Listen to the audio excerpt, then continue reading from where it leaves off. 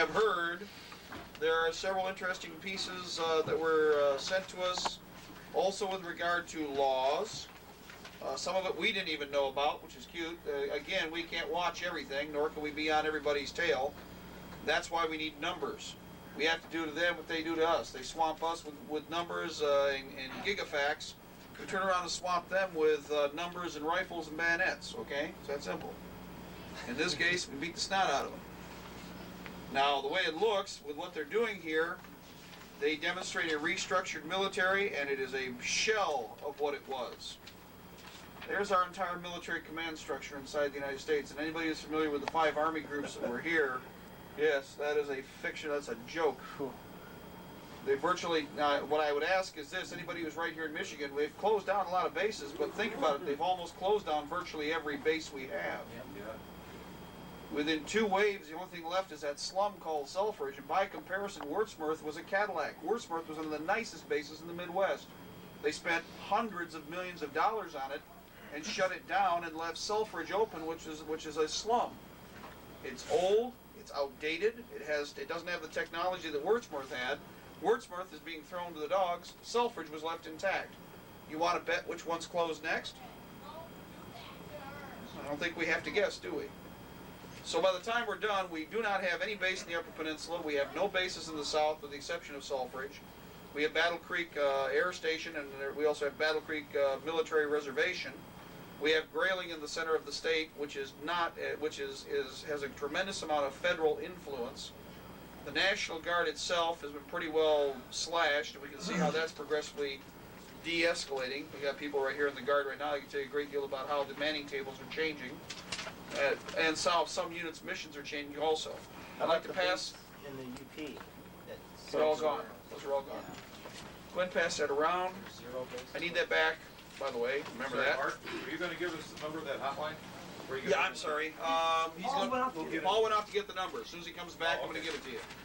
The reason is I don't even have, I think I've got it, but only one place I just wrote it down. We have 2 telephone numbers. If at any time you identify what you believe to be a threat situation, if it's somebody else you see along the road, I want to remind you, write this down. You can all have your notes. You know the process. Who, what, where, when, what did they do, what were you doing? We want a concise and specific intelligence report. We don't want hearsay. We want a concise intelligence report. Who, what, where, when, what did they do, what were you doing? And a picture, if at all. Pictures if at all possible. Yes. I got the tape. Oh, good. Oh, you already brought it in. Good. Well, that's okay. Hang on to it for the moment. You want the number? Yeah, he's got the number. You got our number? No. Oh, no. We need our number for the office. It's okay. There's a questionnaire going around for the military people to ask them whether or not they'd be willing to shoot on American citizens. We got. We don't have it. No, we don't. When it comes time to collect We the don't have guns. the. We need the telephone number. Need a telephone number. It'd be nice to have a copy of that questionnaire. We have a copy of it somewhere here tonight. What it came from, okay, now it is in a monthly publication this month. It was a reproduced brochure that was given to SEAL Team 6 and to other regular military units. The question, which was in the middle of a series of questions, asked, would you be willing to fire on American citizens while confiscating arms in the United States? And that's exactly flat how it was written. And their objective is to go house to house, door to door. There were many other questions involved. The questionnaire was generated, I think, in Gun Monthly, and it is available, I think it's the January, it's not the February, it's a January edition, by the way. It's on page 24 or 25, but the questionnaire was reproduced also and has been sent out in a fax form, so we will be able to access it. Some of the people have it here from the last meeting. Name of the magazine again? I believe it's Gun Monthly. It's been around for years. I think it's been around for probably 50, 60 years. It's an old magazine. Just for the record, I would be willing to fire on American citizens who are collecting guns. Yeah, who are collecting. Exactly. Yes. With that in mind, there are several other actions that are taking place. Some of the stuff that's been collected, one of the couples up there at this last meeting in Mount Pleasant today had a fantastic amount of photo intelligence that they've been collecting. They did an excellent job of documenting the individual routes and how the markers are being used on the road signs. Now, what we originally had discussed about changing the position of the marker to identify the routes has been confirmed. Originally, we'd only seen one like this, but what they've done is taken a rectangle. They've cut the corner, one corner, if this were the rectangle in larger form, they cut the corner out, and that gives you 4 routes and 4 colors. Change the direction of the square. You can change the direction, you can change the numerical number, so to speak, by changing the symbol position. On some of the signs, we saw 2 distinctive sets of markers that were the same color but different route patterns. So they obviously are indicating 2 specific units. Red, blue, yellow, green, orange, and of course also a number that have the numerical designations. Now the original colors were simply to identify routes. The numbers identify the significant targets that are nearby the sign. They start from 0 to 13. 13 indicates factory, grain mill, dairy farms, or any large farms. 13 through 11, and they vary up and down depending upon size. Anything from about a 4 through an 11 are varying private structures or small factories or stores. The other numbers apparently indicate what are either roads, or secondary dirt roads, for instance, or secondary highways, but with no significant structure nearby. So that can be pretty well broken down now. We are confident in what the meaning of some of them are. Since last we spoke, though, I think I covered it briefly with some of you. There are 2 changes. In Indiana, the new markers, which have not changed in size, which are only about the size of a playing card, by the way, now have a series of dots cut into them, which cannot be easily identified from the road. We assume they may have a reader of some type that can be used from the vehicle to continually check destination and markings. That was in Indiana, and there are also triangular forms that are being used now too. They're not very large, only about so tall, so wide. The next one was the more interesting. Our contacts in South Carolina are following through with their mission plan. Located near several of the military bases, these things started showing up. They're a 6-digit cropped number, R1 space 1A space 42. The gentleman who started to notice these was an artilleryman during the Vietnam War. At first they didn't mean anything to him because he only saw them on occasion on different road signs. It is an artillery grid coordinate. It's not used for conventional or commercial use. It is specifically geared around the use of artillery. It's like nothing else used by anybody but yeah, no problem. It's okay. Used for nothing but calling in artillery. He realized this driving in at night. The signs are reflective. The numbers are in black. However, some of the other numbers are showing up in colors now, while the signs are still a high white reflective gloss. Originally, these only showed up on some intersections, but in the last several weeks, they are now targeting or identifying virtually every intersection. What signs are these on? If you're traveling down the road, look to your left in the oncoming traffic signs. Most of your secondary roads, almost all of your interstates, are marked in different ways, and they aren't marked all the way because they're specific routes. Mark, do you Some have any speed limit pictures? signs and stuff Oh yeah, like in that. fact, wait, but we have a report right here. Where's the one report that was just done? You got pictures of this? Howard? They're all over. Yeah, no, it's too close. seen it. I saw the wrong one. I was looking for him the other day. Oh, gentlemen, there's a report that was being handed around here with pictures. Where is it? We need the pictures of the sign. The silver dome. You know, it'd be a neat thing Yeah, to do. they're back on the kitchen table. Okay, we need them off the kitchen table. Just take On these the signs back and move edge. them around. Sorry. Yeah, Mark, I was looking around. Take the signs and take them off to one spot. And So put the them up regular on another row with a different color. Thermal and infrared, they can do it even in the fog. That makes sense. You got the picture of that one. No, this is what this In said. here, Mark, there's nothing in here. It's on the kitchen table. Kitchen table. A single page report, that's it right there. Okay. I got it. So it was the advent discussed and tear these signs down? Okay. What I'm going to do is pass around, this is just a little sit report that's been done. Negatives are gone. We're missing the negatives? They were there when I put them back there. They were right up in the face. They're over here. Oh, I'm sorry. Yeah, no problem. I'll just cut all this out.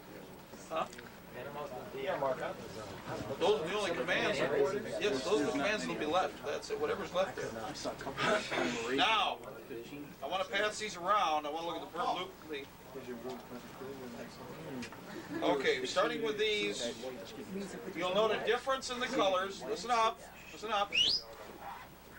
You'll notice a difference in the colors for the markers. Now, these are just for one part. This is all Michigan, right? Yeah, that's in Oceana County. Okay, different counties some counties and areas are more developed than others.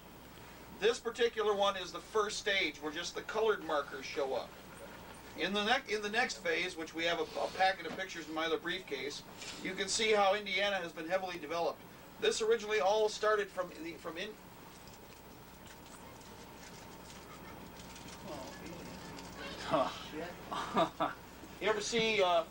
ever have the proper colors show up on a negative as it shows up on a picture? No.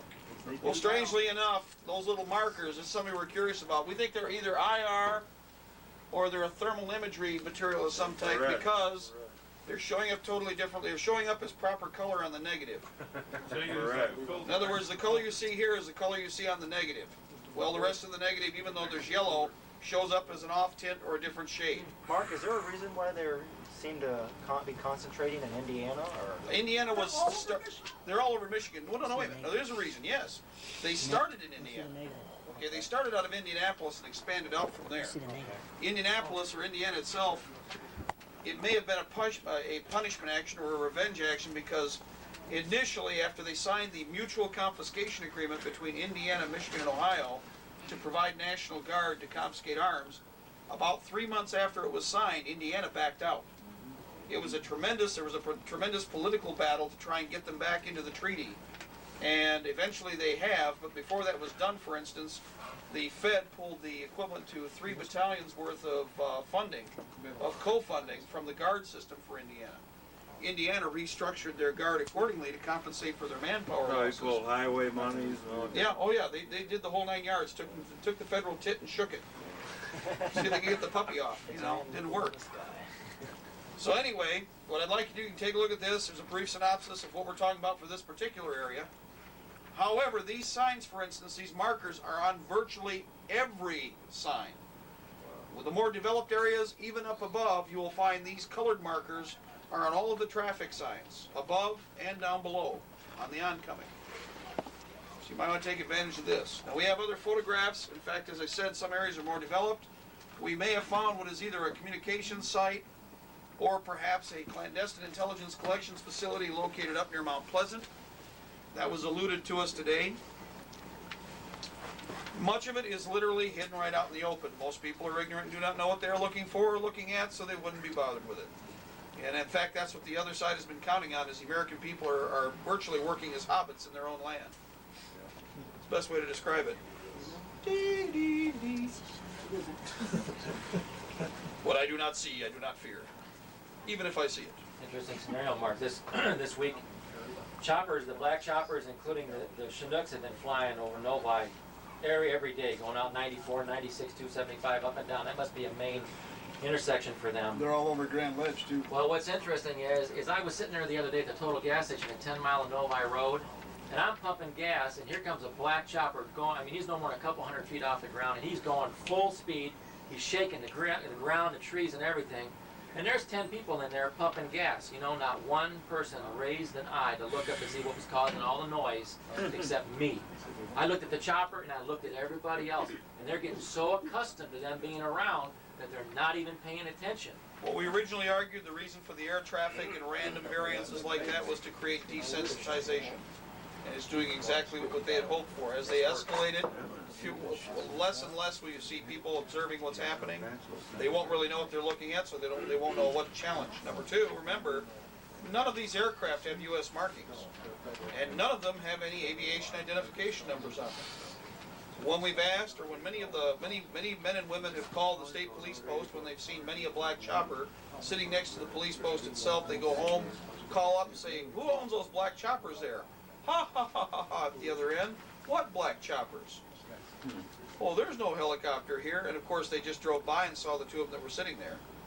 So the idea behind this is that, and of course what they've tried to do is tie this in, for instance, with the TV series Sightings, that all these black helicopters were UFOs, because they have no markings. What they are UFOs in disguise. Well, if that's the case, then we don't have any problem. If they're unidentified, they're certainly not ours. Shooting them down will not be a problem at all. There's been an answer Right. in the newspaper about the helicopters and the guys in the black uniforms. Does anybody remember the newspaper articles that showed U.S. military personnel sent down to Central America in the mountains? They were assigned to drug task force, DTF. Remember hearing about that? They were going through the Andes down there. That's in South America, yeah. Well, they were in Central America, mainly right down by Guatemala and Nicaragua, and they were looking for drug traffickers and stuff in the mountains. In the article, it said that they were taking and exchanging personnel from each country, reciprocating, and sending their personnel through the United Nations military into the United States. And they were in the process of doing it. This is what, about 2 years ago? 3 years ago? I seen the article. I looked at it myself, and I met Mark a couple years ago, that all the stuff started clicking together, and I remember that article in the newspaper that I read, in the exchange, and the uniforms these guys had in the newspaper, and the photographs in the newspaper article were black. All, BDU, all black. And I think they even had berets on at the time. Now, they are assigning United Nations military to drug task force work with those black helicopters. They're using infrared scanning devices, legitimately and illegitimately. They're doing both. They're doing a double duty. They're checking for drugs, for a legitimate job assignment.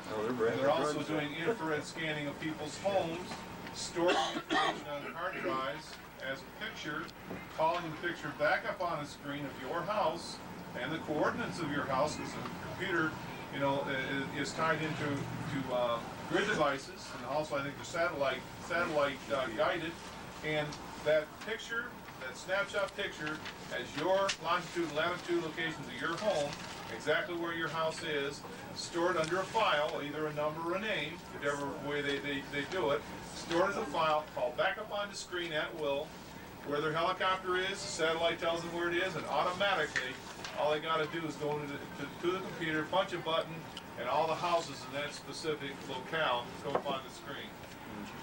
Just like that, they've got your number, just like that. They know where your family are, in their bedrooms, where they're laying. They can scan through the walls of your homes and see your weapons. That's another thing they can see. Come on. With infrared scanning devices.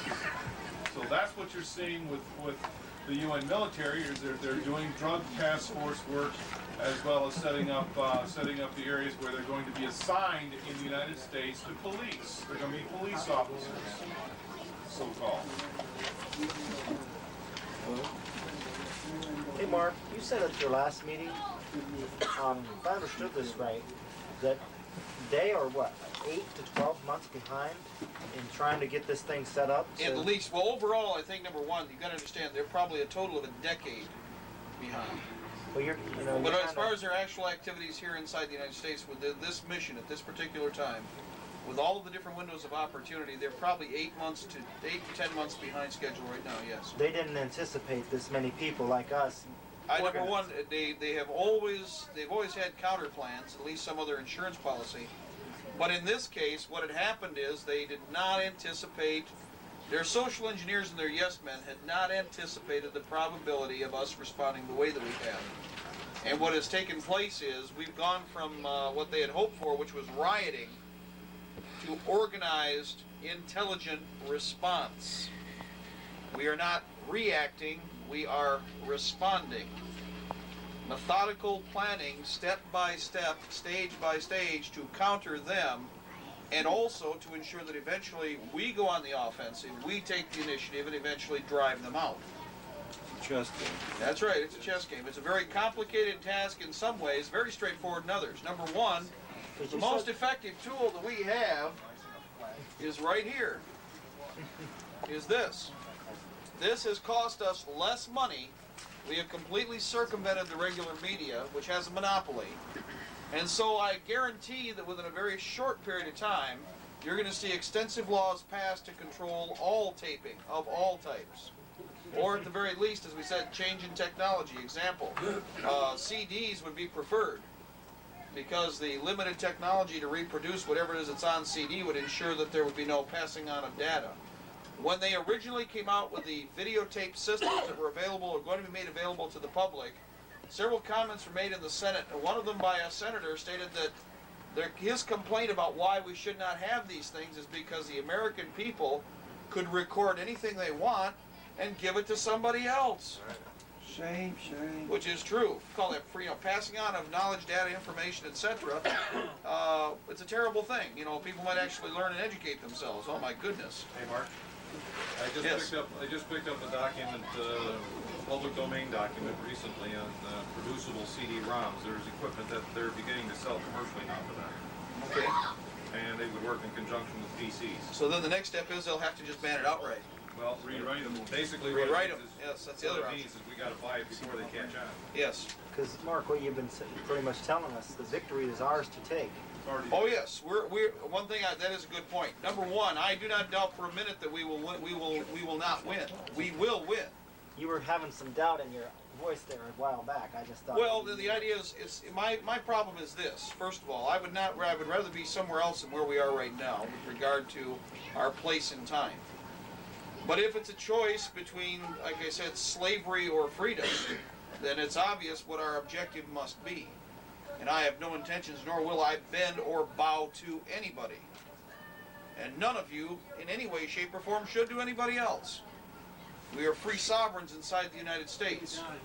In fact, we have an obligation to protect and defend the Constitution and Bill of Rights from all enemies, both foreign and domestic. This is not, nor in any way, shape, or form have I ever promoted revolution. There is no such thing. We are defending the Constitution and the Bill of Rights. This is our Restoring country. the This is Thank you. our country. restoring it. The biggest problem we have is that many people have been, many components of the population, I won't say not even brainwashed. If you have never been educated to understand how our government is supposed to work, you will be stupid enough to believe that our system doesn't work.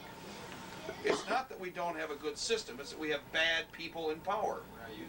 We're not using it. If we're not using it, somebody else will abuse you.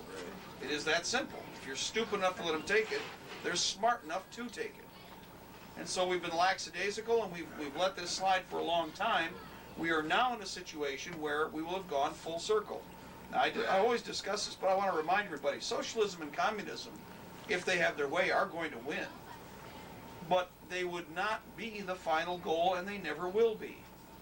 What you are dealing with is a monarchical state.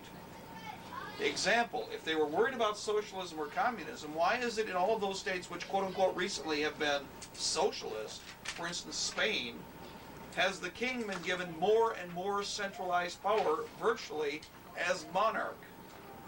If they were worried about socialism, comrade, then why would they want to identify the original monarchical families of France and of Russia?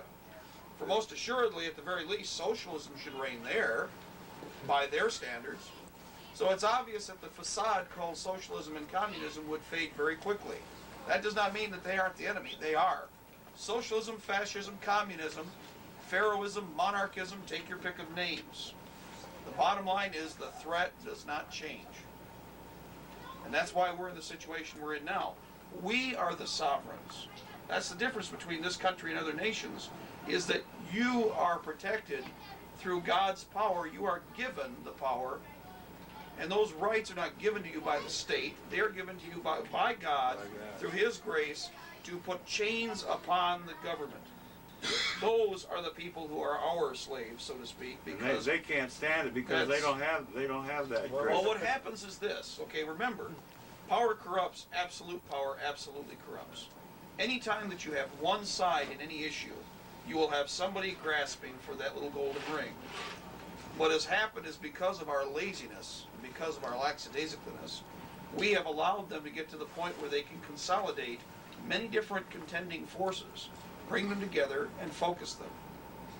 Look at their symbols. Okay, the MJTF police, it is stated, the motto for the MJTF police, they are the velvet glove on the iron fist. That's their motto. I saw one of those black cars with a lightning bolt on it the first time I saw one.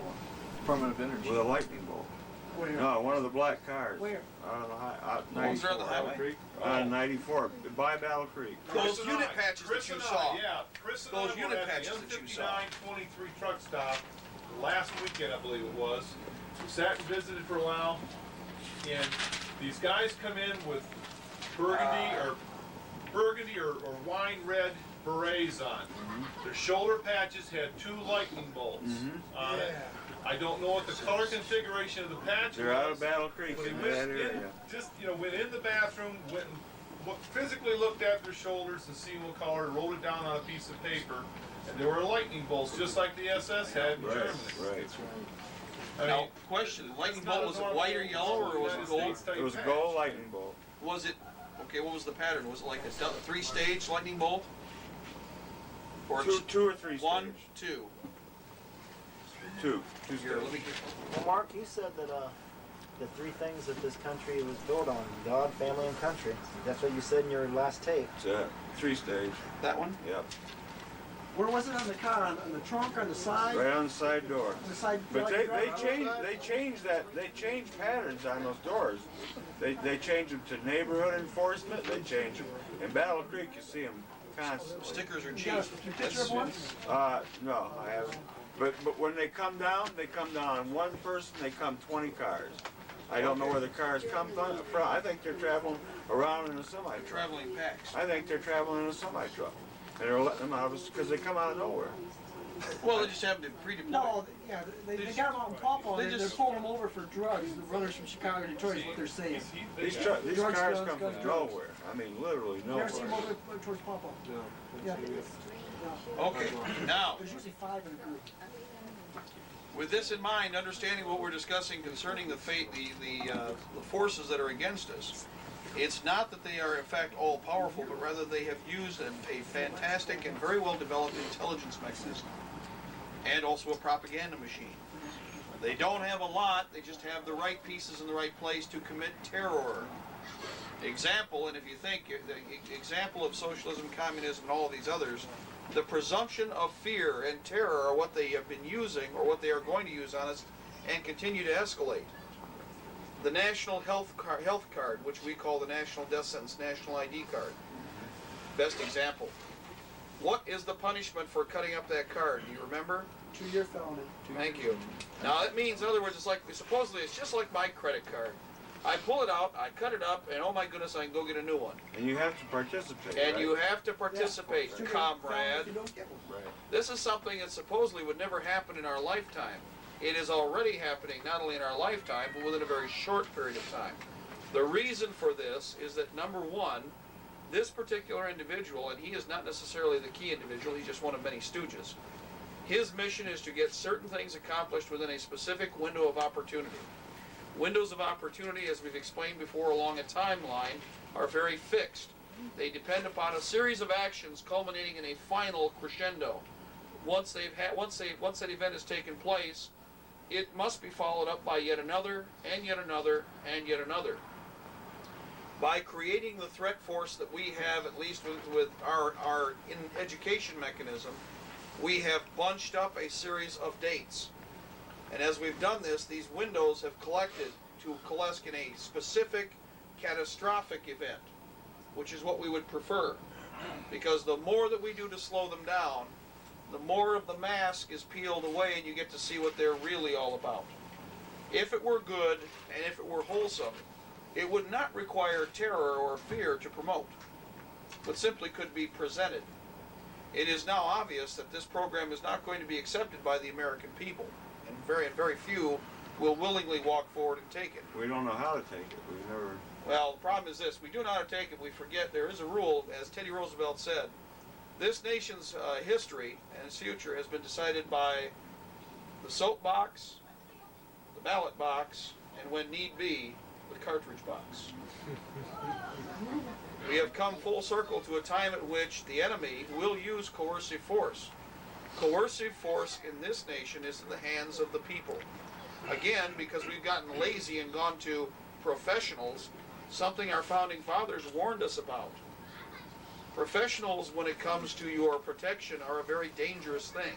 Back to a little farther reading of Machiavelli, for instance. Even he, in all of his infinite, shall we say, treacherous wisdom, talked about the fact that mercenary forces will eat you out of house and home in times of peace and flee in times of war. That's what you're dealing with now, professional forces that don't want to fight. The more that you promote a police state in which you have policing actions, the more the people that are doing the enforcing look at it as a policing action, and the less motivated they are to fight and die for their paycheck. Because there has to be that willingness and a reason to be willing to stand up and risk your lives. That's the difference between our side and their side. Exactly. We're not paid mercenaries. There is nothing that you have that I want. I do not have to go out of my way to look for you. I do not want to have contact with you to take something from you in any way, shape, or form. On the other hand, the problem is this. You have much that somebody else wants. And the key to all of this is still, as always, greed. Somebody else decided that even though they're wealthy, they're fearful of this mass of people called the American public. Because, well, even in our waning times, as a group, we are a massive block of people that are almost impossible to reckon with. Do you think they have a timetable where they're going to all out, hit us? Oh yes. No, number one, I think if they had their way, they would have attacked prior to 88, 89, or right around 89.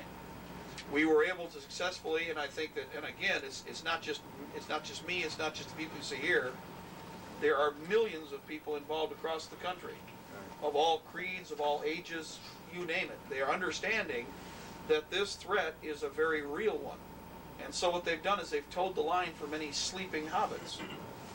Now the problem is this, as they do more and more to make up for the slack on the other end, they have stretched resources, lives, time. We can only do so much, and a holding action will only last for so long before eventually the enemy overtakes you. We've gotten to that point now. He has no choice. Mark, didn't you say if they didn't get this off by February 28th, the window of opportunity? We have opportunities February 28th through probably the 1st of March. They never will get it off. No, that's not what we said. No. No, if they do not initiate it, this is their last great gasp in which they are going to try and collectively move across an entire spectrum of issues. What happened is they would have preferred individual issues and attacked them piecemeal. We have forced them now to a situation where the health plan, the gun issue, and all of these have collected into a single catastrophic event, a nexus, which is what was needed. What I meant when February 28th, that if they don't get it off by February 28th or them in March, chances are they never will because there's too many people that have woken up. Well, that's what I was trying to say. That this is their opportunity where we're balanced. It's not that they never will. They're going to attempt it no matter what. They're going to try to do it. They don't have any choice. What I meant was, at this point in time, there is a balancing act. We've already outrun them. We didn't have to beat them by 100 yards. All we need to do is stay 3 steps ahead of them. And with the resources and technology we have, we can't beat them with their own game. But we most certainly can make a new one. And that's what we've done. We've gone across the board. Look at the people that are here. We've gone across the board to hundreds, thousands, tens of thousands, millions of homes. We've gotten past that boob tube barrier that they've created, and we've got people to do nothing else but think. You don't have to believe everything we're talking about right now or even agree to it. We don't care. Once you've heard it, you can't back out of it. And now you're going to have to look at things in a different way. Everybody here has been stuck with the same situation. Once you're awake, you can't go back to sleep. You may try to just keep getting badder and you may try to ignore it, that's right, but eventually as you see how you're being used, it is very straightforward that you are going to, obviously you need to educate yourself better. You need to understand what it is that you're involved with. Again, we're not just here to fight. That is not our objective. I have to stress this again. We are looking at an enemy that thinks in terms of decades, half centuries, and centuries. That is how we project all of our timetables. I'm looking at past this war. We're looking at past the next generation. It took generations to destroy or bring us to the level where we are, where we're almost to our knees. It's going to take generations to bring us back up. None of you will be given the opportunity to retire. Congratulations. You're going to have a job till death. It'll take at least 40 years to restore this country. At best. That's the And best. we'll lose maybe 20%. 20% of the land mass of the United States will lose control of it. We can assume that we will lose all external holdings automatically. The U.S. military has been intentionally spread across the globe to 100 different locations. Now, realistically, anybody who's ever been in the military will explain to you what that means. If you get into any type of conflagration whatsoever, your resource supplies and technology will be stretched. Any 5 locations, 6 locations would be difficult, but we are in a dozen locations that are primary commitments. The reason that was done is because under United Nations policy, we are but one of many members. We are only 5% of the global population. Therefore, they have gutted our military accordingly and dispersed us so that we have become a minority in any military action overseas. If we have a patriotic commander who may not go along with United Nations policy, he will be isolated because no military commander has indigenous aircraft. No military commander has indigenous naval transport. If they decide to enact what they are going to enact inside the United States, they need only isolate that commander and then piecemeal his force. He would not have supply nor support, and what you would see is a dozen corregidors. Is it true the big red one is under a German? Yes. That's what I heard. Two-thirds of it is under German command. Two-thirds of it is under German command, and 1/3 of it is dispersed in Italy and also other locations, along with the 82nd Airborne. Now, also, it's not just the first, or not the second.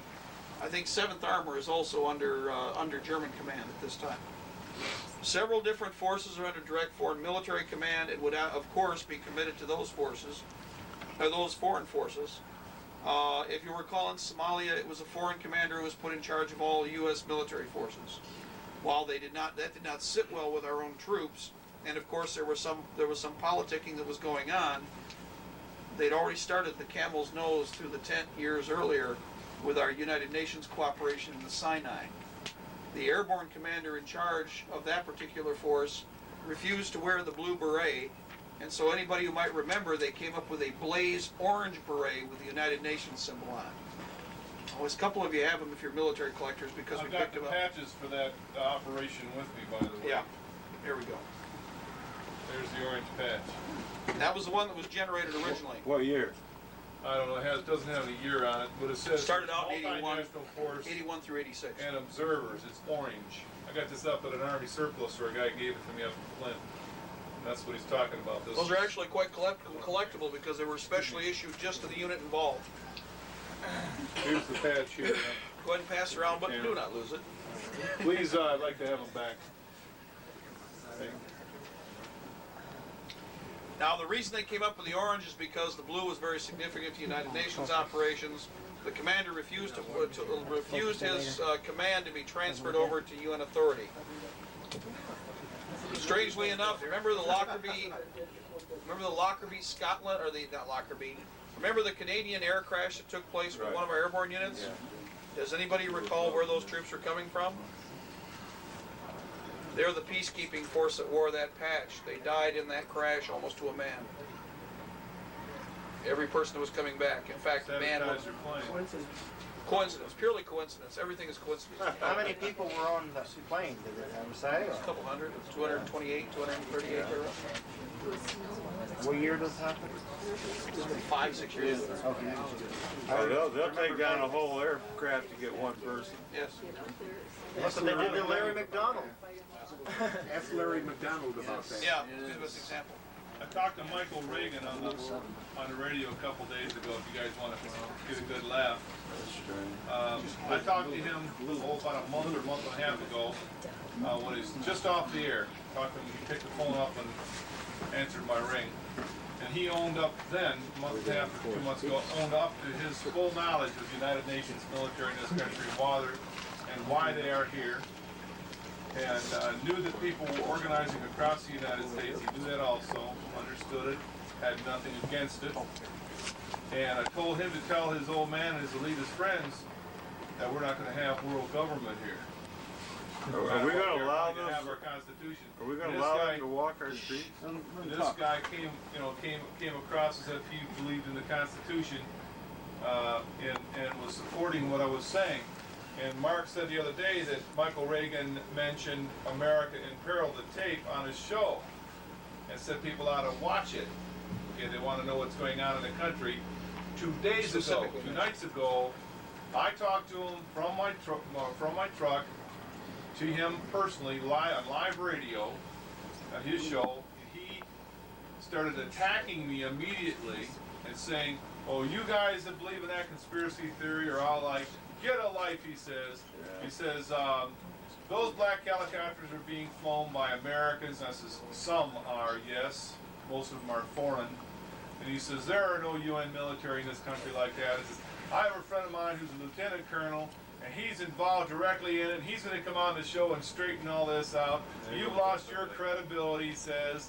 I says, I tell you what, your father even mentioned the motto of the United Nations military, the velvet glove backed by an iron fist of military force, and he mentioned that in a lecture he gave in England at Cambridge. A velvet glove under the steel. Reagan said this to you? And, wait, let me finish. And he stated, and he started talking over top of me. Man, this guy came out like gangbusters. I mean, boom, started attacking me. I mean, and he did everything he could to stop, any kind of effect of what I was saying. But every time he opened his mouth, he ruined what he was doing. It was really great. It was kind of laughable when I got off and I started listening to what his comments. This guy kept railing. I wasn't even on the phone with him, and he's dumping on me for several minutes after the conversation was over with. And, So he sounded like a real idiot. Well, number one, remember, he got hot into this. If you remember, about a month ago, Michael Reagan got very hot into this issue, and they took him off the air for about 11 minutes, where he actually started his talk about New World Order operations, etc.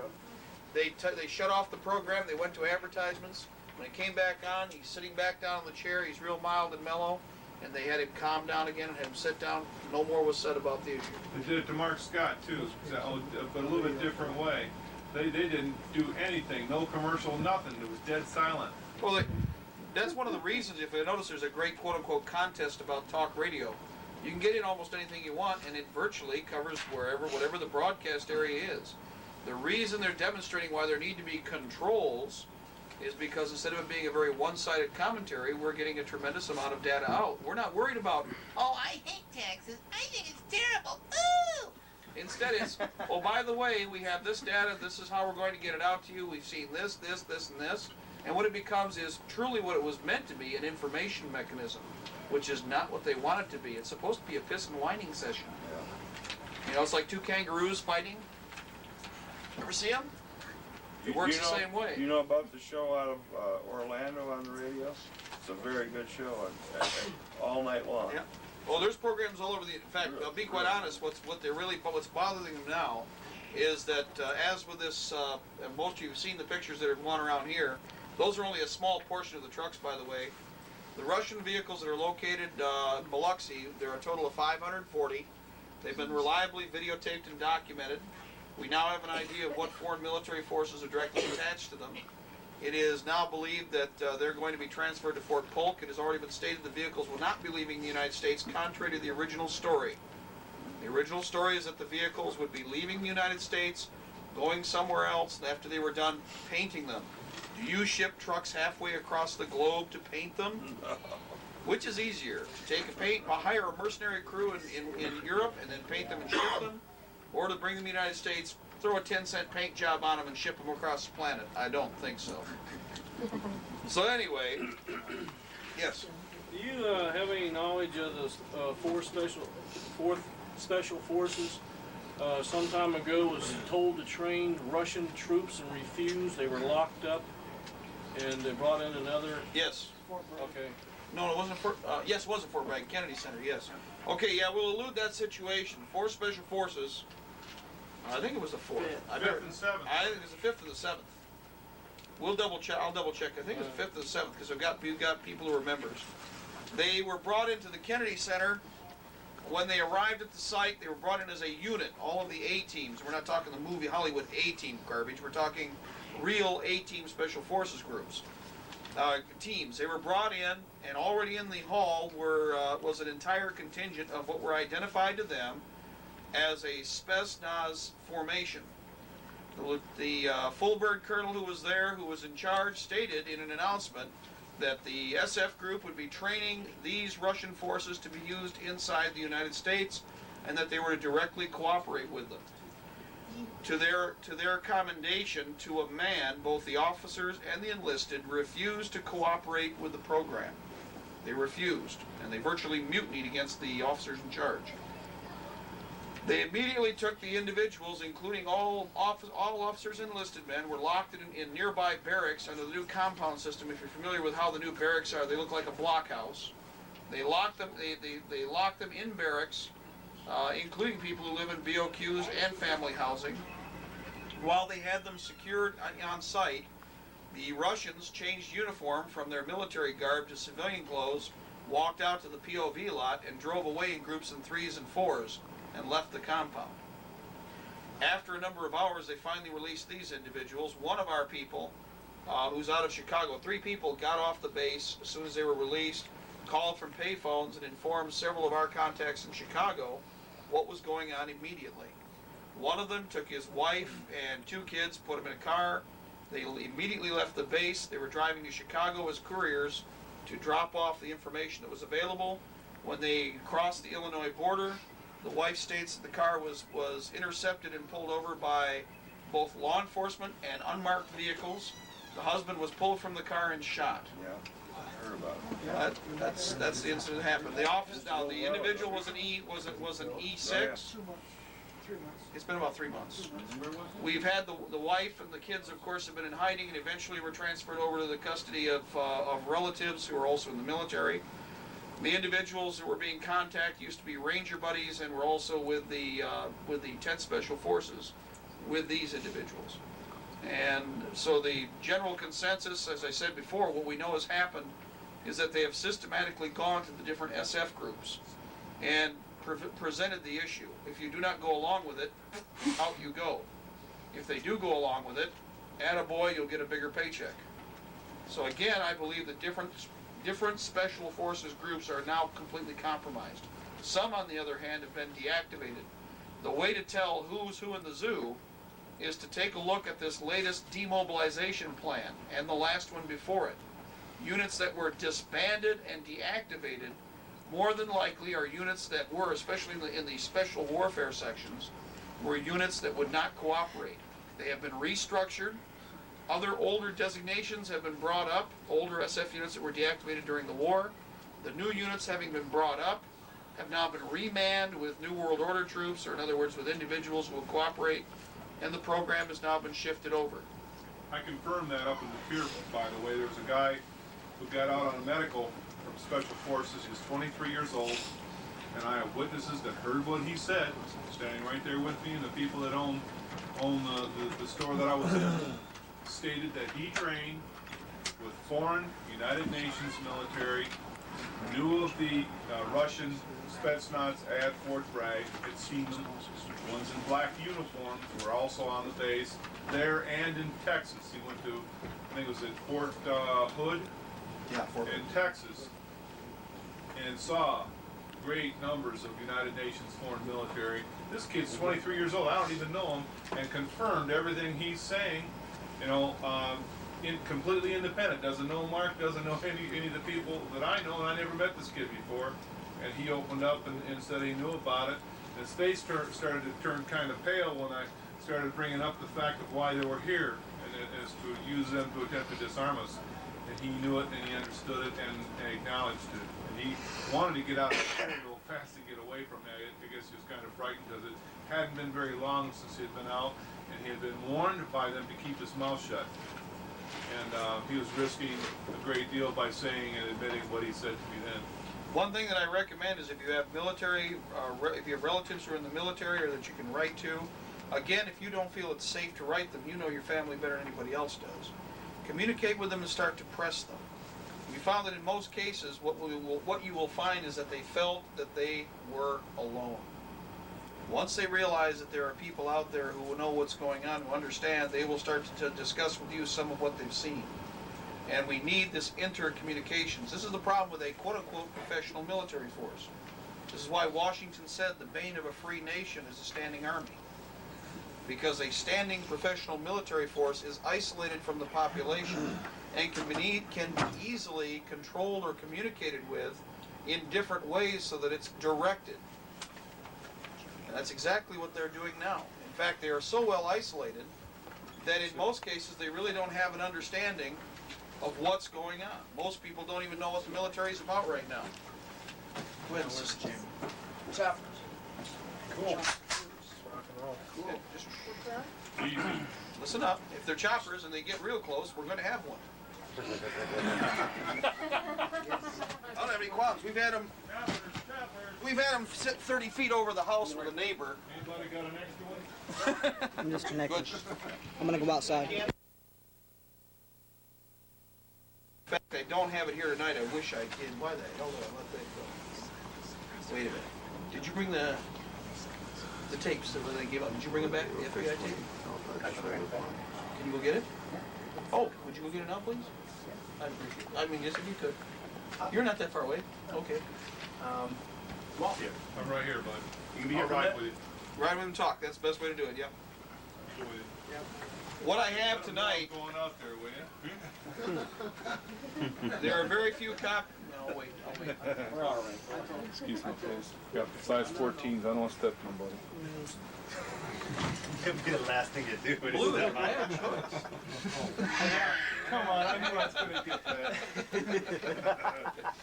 Hey, I just grabbed it out of the car. Remember Indiana Jones? He chose poorly. Okay. What he's going to go get is a single copy. We have received 2 copies of the ATF FBI home videos that were done during the Waco siege. These are not done by individuals filming what happened, but by the ATF and FBI filming themselves. The bad part about it is this. Unfortunately, as we'd originally suspected, we could have easily dealt with the problem and the siege could have been busted probably between the 21st and the 40th day without any complications and with a minimal amount of resources. As you will see when you observe the activities that take place, they were very blatant and very arrogant with regard to their activities, but they also failed to follow certain policies and procedures with regard to tactical deployment. Thank goodness, please, they are human, as we know. Once we get a chance to look at the tape, I want everybody to watch it. I want to pay attention to details. It is interesting to note the deployment of both the armor, how they employed the checkpoints, what was available, and even the tape that you're going to see, though it was in the hands of an ATF agent from Kansas, originally is where it was generated from, Kansas, Missouri area. The tape probably has been edited to a limited extent even by them and was condensed down. The reason we say that is because of certain pieces that are cut from different parts as they get to sensitive points or more sensitive points with regard to activities. So we do have a good and consistent overview of the events, how they employed their helicopters, how they employed their armor, how poorly they were at perimeter security and in-depth security. Yes, they did have the electronic wonder toys, but again, they don't substitute for gray matter between the ears. And almost all of the electronic warfare technology can be easily defeated. It costs more to make it than it does to defeat it. And strangely enough, most of that technology was provided by U.S. military surplus from Desert Storm, because almost all the technology that we produce is designed to defeat our own equipment first. So there is a lot available.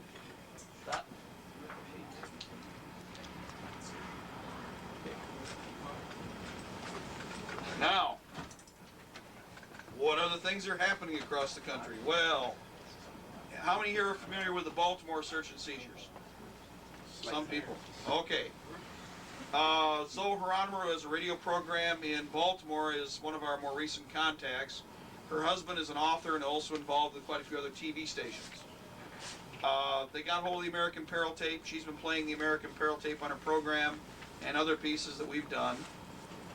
Baltimore, approximately 2.5 weeks ago, they cordoned off a 6-block area. There are several pieces that we have here that are news articles that during the break, if you want to look at, you can. It was house-to-house search and seizure. They utilized Army Reserve. Now remember, that's not a complication because Army Reserve, remember, is a federal force. So the Fed does have authority to employ them. However, they do not have the right to use them because of the Posse Comitatus Act, which restricts the use of conventional military forces inside the United States. And right now they're cutting a very gray line with regard to how and what they're doing with it. Not federal marshals, but state police were also involved. Local sheriff to a limited extent, but they didn't know very much about what was going on. And most assuredly, local police had no idea what was happening inside their own city. In many cases, Zoe interviewed Baltimore police officers who had no idea that the event had even taken place. So again, if they've done a good job of isolating it at the Baltimore area, you can guarantee there was no national coverage, and there was not. However, there was some local media coverage with the printed media, which was good.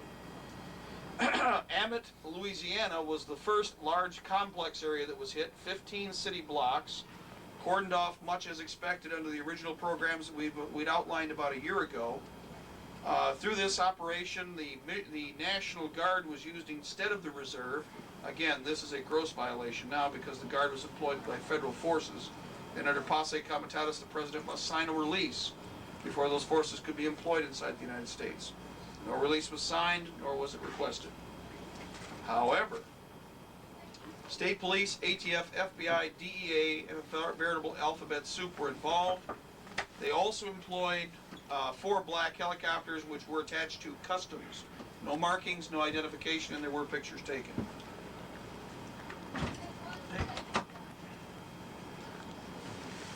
Let's see. What they did is cordoned off the area. Any cars trying to come or leave were immediately confiscated. All individuals who tried to leave the area, no matter who they were, their identification was taken.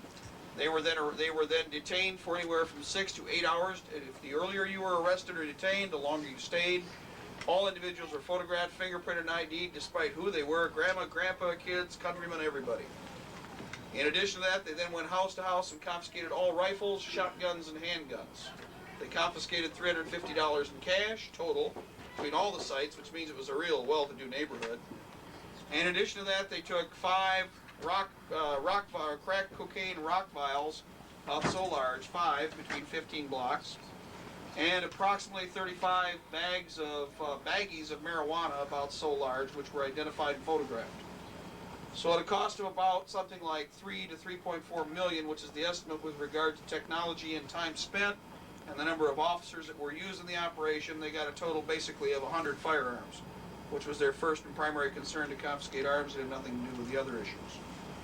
They also, of course, arrested and detained without charges virtually hundreds upon hundreds of individuals. Again, nothing was done, and nobody seems to be too worried about it. However, locally, it's doing well because I got on the radio programs that are covering it. We got into Louisiana 4 days before they announced Fort Polk's transfer to United Nations Authority. And we also got on the radio about probably 6 days before they did the house-to-house search and seizures.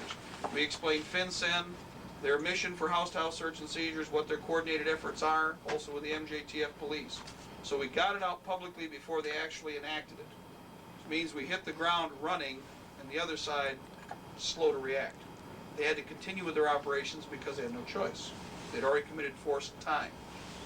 As long as we are 3 steps ahead of them, we are creating a large contingent out there of people that are paying attention and are awake, so it's good. I'm very happy with it. I can care less who doesn't participate. We're worried about the people who do become active. The rest are irrelevant. They will either become refugees or they're going to assist the other side. As I will remind you, there are 3 types of people involved here: sheep, sheepdogs, wolves. I'm no sheep. I'm certainly no wolf. I have no interest in what anybody else has. I'm definitely a sheepdog. We don't need that many, we just need enough. In the American Revolution, for instance, only 2 to 3% of the American population actually participated. The rest sat on their ass and watched. What's new? And for all their money, it made no difference. Now, with regard to... Oh, another thing. Yes, I can take my glasses off. Okay? We had a panic call from Florida. Does Mark wear glasses? a panic call? Well, there must be two of me out there. Also, the most recent rumor is that I have been killed and have now been missing for 3 weeks. That coming from a law enforcement agency down south. The other is that from the Chuck Harder show is that I work for HUD and that my name is not spelled the way that it is. And that's how they proved that I was with HUD, because my name wasn't spelled the way my name was spelled. Well, as long as they keep that up, they'll probably kill the wrong person anyway, so I'm doing just fine. They don't even know who you are. But I pity the poor guy that works for HUD anyway. If you know what I mean. Has there been any trace of that guy that impersonates you? No, he disappeared after the first actions. In fact, Jim was out west a week ago, and that person is skedaddled along with his entire entourage. They're probably either ATF or FBI is what we're thinking. The only thing is, I don't wear cowboy outfits, and the guy had a few pounds less than me to carry, and I don't have a cowboy hat to my name. So, but the guy was hanging around gun shop, first of all around rifle ranges, claiming to be me, and then eventually showed up at some Patriot meetings. And the only thing we were hoping is to pin him down when he was going to be somewhere, and I was going to be there with him. Hi, who are you? Oh, I'm Mark from Michigan. Oh, that's strange. I'm Mark from Michigan too.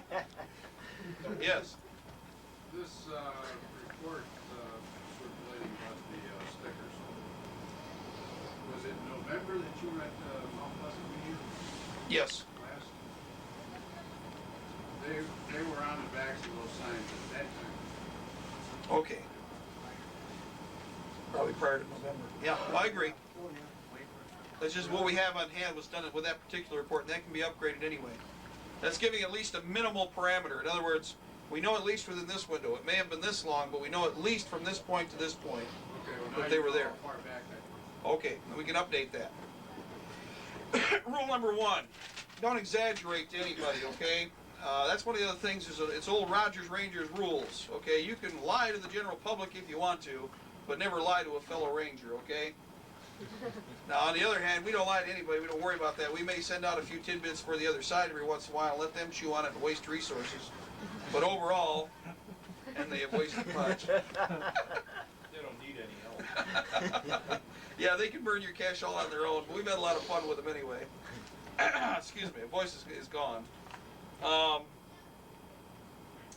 What was funny about that is that, again, when you consider how little we've spent and how little we do, and the fact that we are a shoestring operation intentionally, I do not want to see you spending gobs of money on anything other than your needs and resources.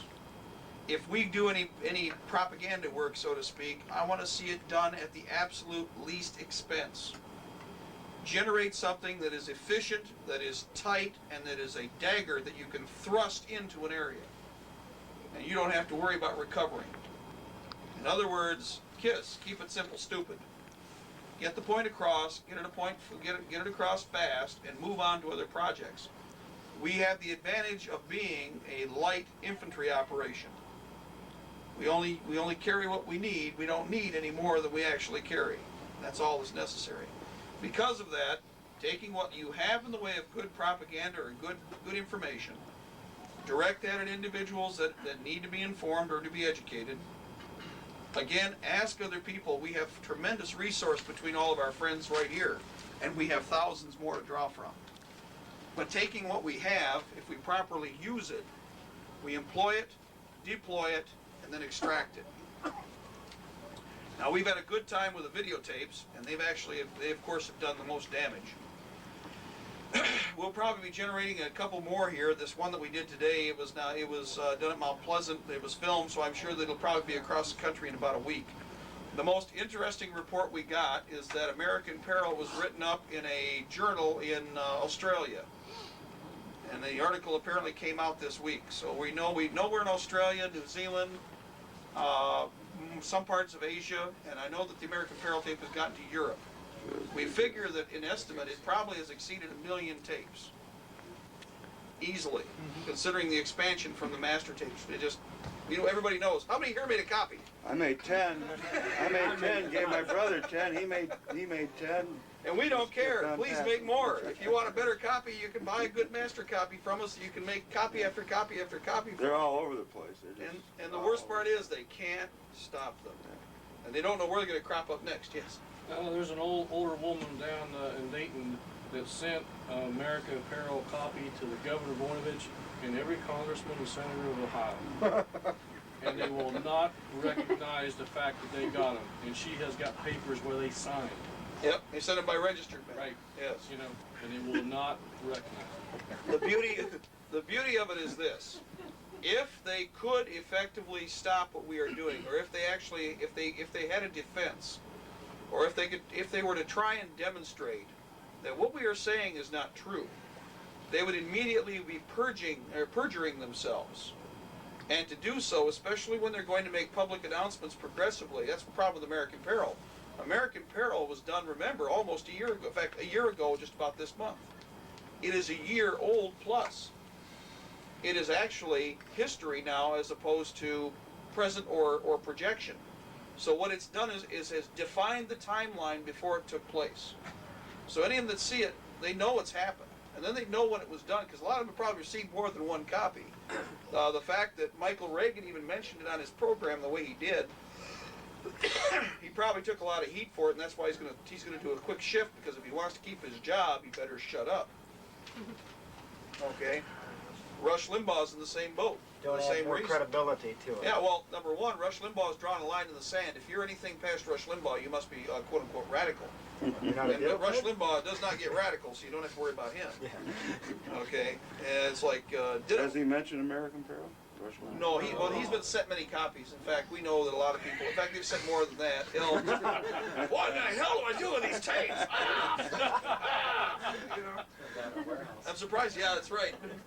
Well, what's cute is, it's like, but you see, for every one that's gone to him, they also know this. There's another 100 that have gone somewhere else for every one that he might have seen, or 1,000. And so it's permeated. It's to the point where, like I said, if I were to die tonight, I'd be alive for 10 more years on Memorex and wouldn't have to worry about Oh, it. they're working. They're working. Believe That's me. right. It would be somewhere. And that's really our objective. The only reason that we did this, I always have to remind everybody, the only reason that I did this, I wasn't really trained. I was capable, but I was not trained to fight this way. But I see this as the problem. Everybody has tried to hide in the shadows. There are only so many shadows. There's only so many places to hide. And we have all run out of places to hide now. If we do not stand up now and shout freedom, then we are going to lose. And so we have to take the risk. We have no choice.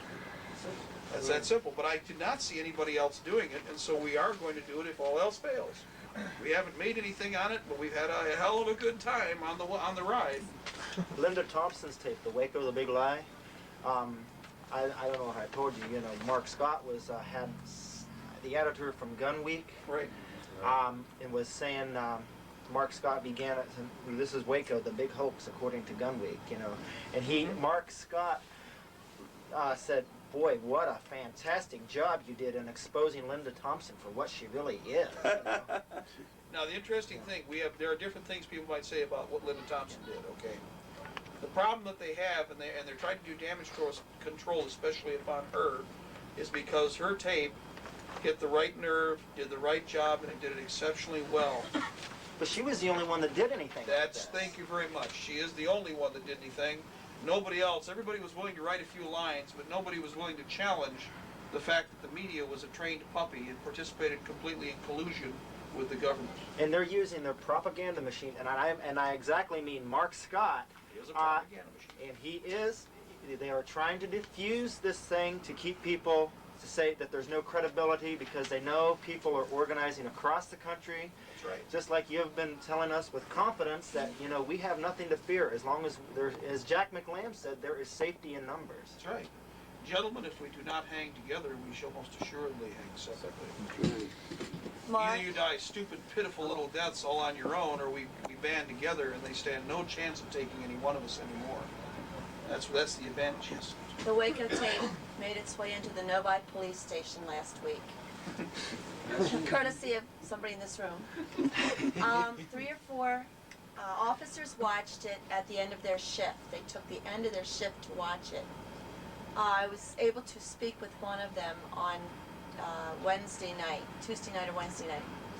And he said the consensus was, following the viewing, they were a little reticent and agreed that you could make anything look the way you wanted to make it look.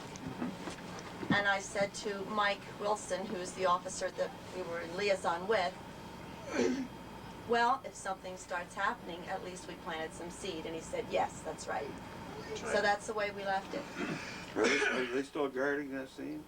I mean, Well, it's actually semi-accessible to the public. What we were told by one person is that in Texas, the Texans are very ashamed of what happened, first of all. They ought to be, yes. Number one, somebody asked me before, if they start a war somewhere, are you going to pick up and go? Well, I might be able to. In fact, I will, because I'm committed already to this. Some people are wishy-washy. I'm committed. So I will have to go. I'll have to commit myself one way or another. Who goes along, congratulations, depends upon what kind of intestinal fortitude you have. If you're free men, you go. If you're cowards, you stay. It's that simple. But the fact of the matter is, the fact of the matter is this, that if people had stood up, you're going to see the videotape. I'm going to point out, I'll walk you right through, and I can show you how to take the position. If it had been me as a military commander, I would have fired the man in charge. I'd have probably fired every officer in charge on the site. I'd have shot some of them. I mean, simply because their failure would have gotten many, many other men dead, because if I'd been the aggressor, and I would have been, I'd have walked through, ate their lunch, and taken most everything home with me. And I just with confidence with a half-assed militia formation. And some of the militia formations aren't just kids that are out there for the weekend. They live this. And they've been, quote-unquote, professional soldiers, and they've been men in the military for many years. And they are very adept at doing what they were trained to do, and in many cases applied what they were trained to do. They didn't use textbooks. They used the knives and the weapons that were at hand. And because of that, we have sufficient resources out there to find very good, very well disciplined, and they are in existence, very well trained militia forces that exceed 5,000 men now. I mean, some of our formations here in Michigan are about the 5,006 mark. Some of them, in fact, are anywhere from battalion to brigade strength. They have their own artillery, they have their own armor, they have their own armorers, mechanized resources. We can manufacture what we need. We haven't been doing this for 2 years. I've been doing this for 15. Some of these people have been doing it for 20 and 30. They've got better shit than what you see sitting here. Hate to tell you. And I pity the fool that comes up against them. They say out west they're pretty well. Oh, out west, they're pretty capable out there too. West of the Mississippi, almost all of them are what we call legal machine gun states, just like Ohio. In fact, even machine guns, contrary to the propaganda, legal machine guns exist in Michigan in the tens of thousands, in fact. And there are many of them all through the state, contrary to what they try to make everybody think. So most of it has been propaganda and making people ignorant. People don't know what the laws are, and nobody bothers to ask because they're all scared shitless of the government. There's a guy in Battle Creek that's got one of the biggest collections. It's a black guy. Yeah. Got one of the biggest collections of machine guns there is. Magistrate Dennis Green signed off on the Waco thing, and he had no iota of what was going on with the gun laws. Exactly. Well, another thing about that, thank you very much. Another thing, Waco, the trial is going on right now. This went to the jury, I heard. Yeah, they defense. The rest of the defense? The rest of the defense already? After a day and a half. They were attacking the prima facie case last I heard. The silence is deafening. It's the same thing. Yeah. It's the same thing that happened to Randy Weaver, the defense. Considering the issue involved, and considering that it took 51 days of our national media to put it on prime time so it could become entertainment, or as Rome used to say, bread and circuses, or as they say in Iron Mountain, blood sports, which is really what it was. It was the first example of many things to come throughout our future history. Blood sports, where the Christians will become very, very viable and acceptable, shall we say, morsels for the lions. If you're going to keep people entertained, it's like American gladiators. I'm only waiting for the day they take the foam covers off the swords. It's only a matter of time. They got everybody just conditioned. progressing, yeah. That's right. Now, because of that,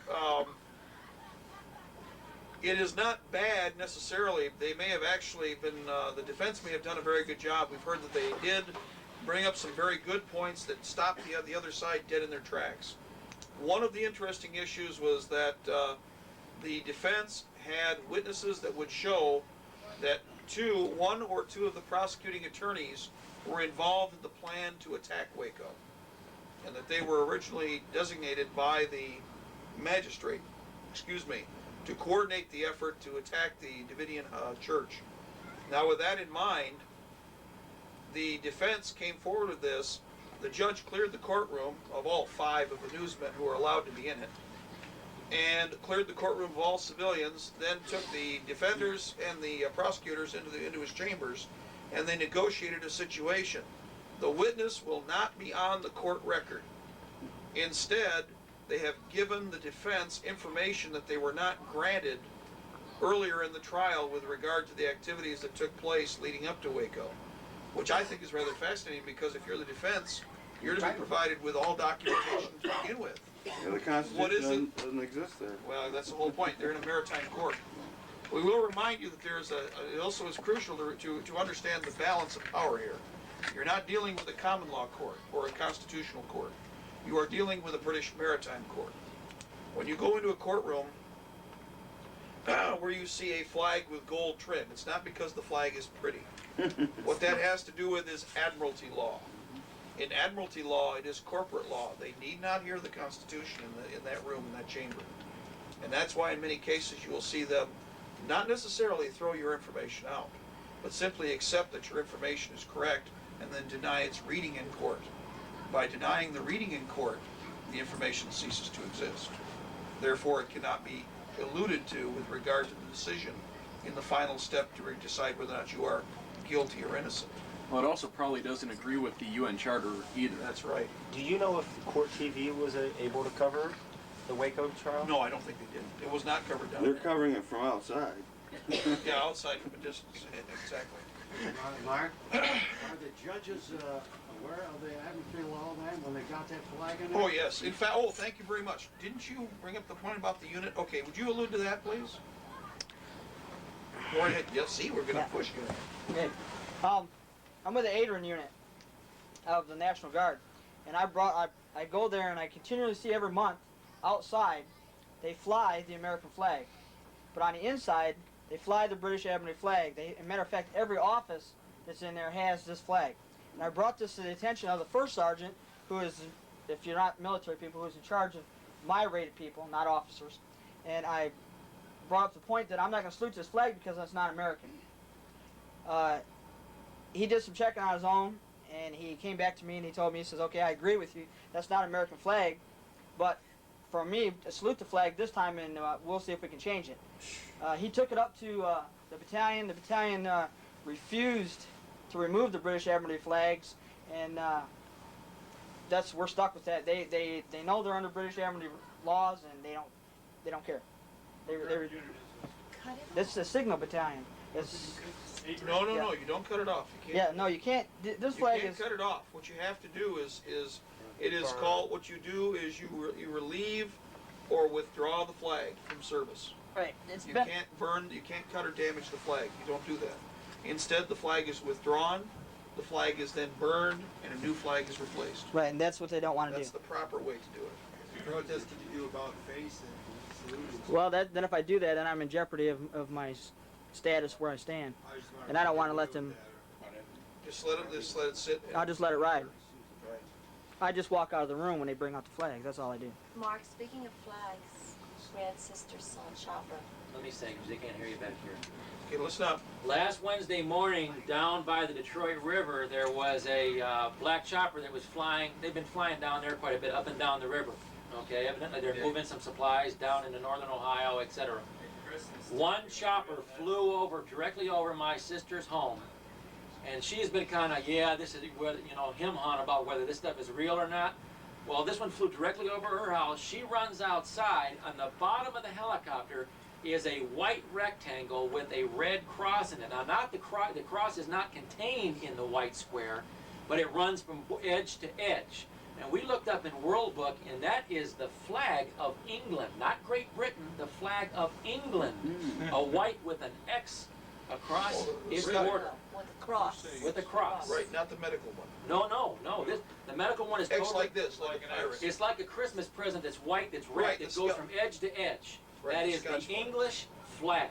That goes back to Crusades. Four white Yes. rectangles. Yes, it does. Like Revolutionary The War. 4 white rectangles are totally separated from each other. It's like a Christmas present. It's got big ribbon going from edge to edge, and that is an English flag.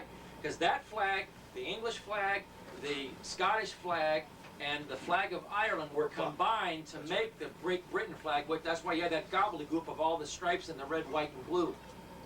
Okay, that's where the Great Britain flag came from. But that's the first time you've seen anything like that in a long, long time, except that it was used. What did it say? Where that last time that was used? Falklands? No, it wasn't Falklands. It was a little bit before that. That they actually brought that flag back, and I can't remember where it was, but it was an engagement where the English troops used that. Korea. Okay, the Korean It was War. Korea. Makes sense. That way they can define the fact that, you see, one of the things to remember about United Nations Charter is that even with Great Britain, the individual states, Scotland, Ireland, and England, would be granted separate representative status and are separated with regard to representations in almost all committees. So England itself would want to be separated. After all, they have the sea, and they also have 2 or 3 other sites there that are crucial to New World Order policy and operations. Even in the United Nations Charter, by the way, California and New York could both have independent status from the United States. It was written into the charter. Yeah. They would both have independent representatives separate from the United States. They have state borders. Yes. Yes, they do. And that's something that's very interesting. The seats are available. The reason the Russians took advantage of it every step that they could.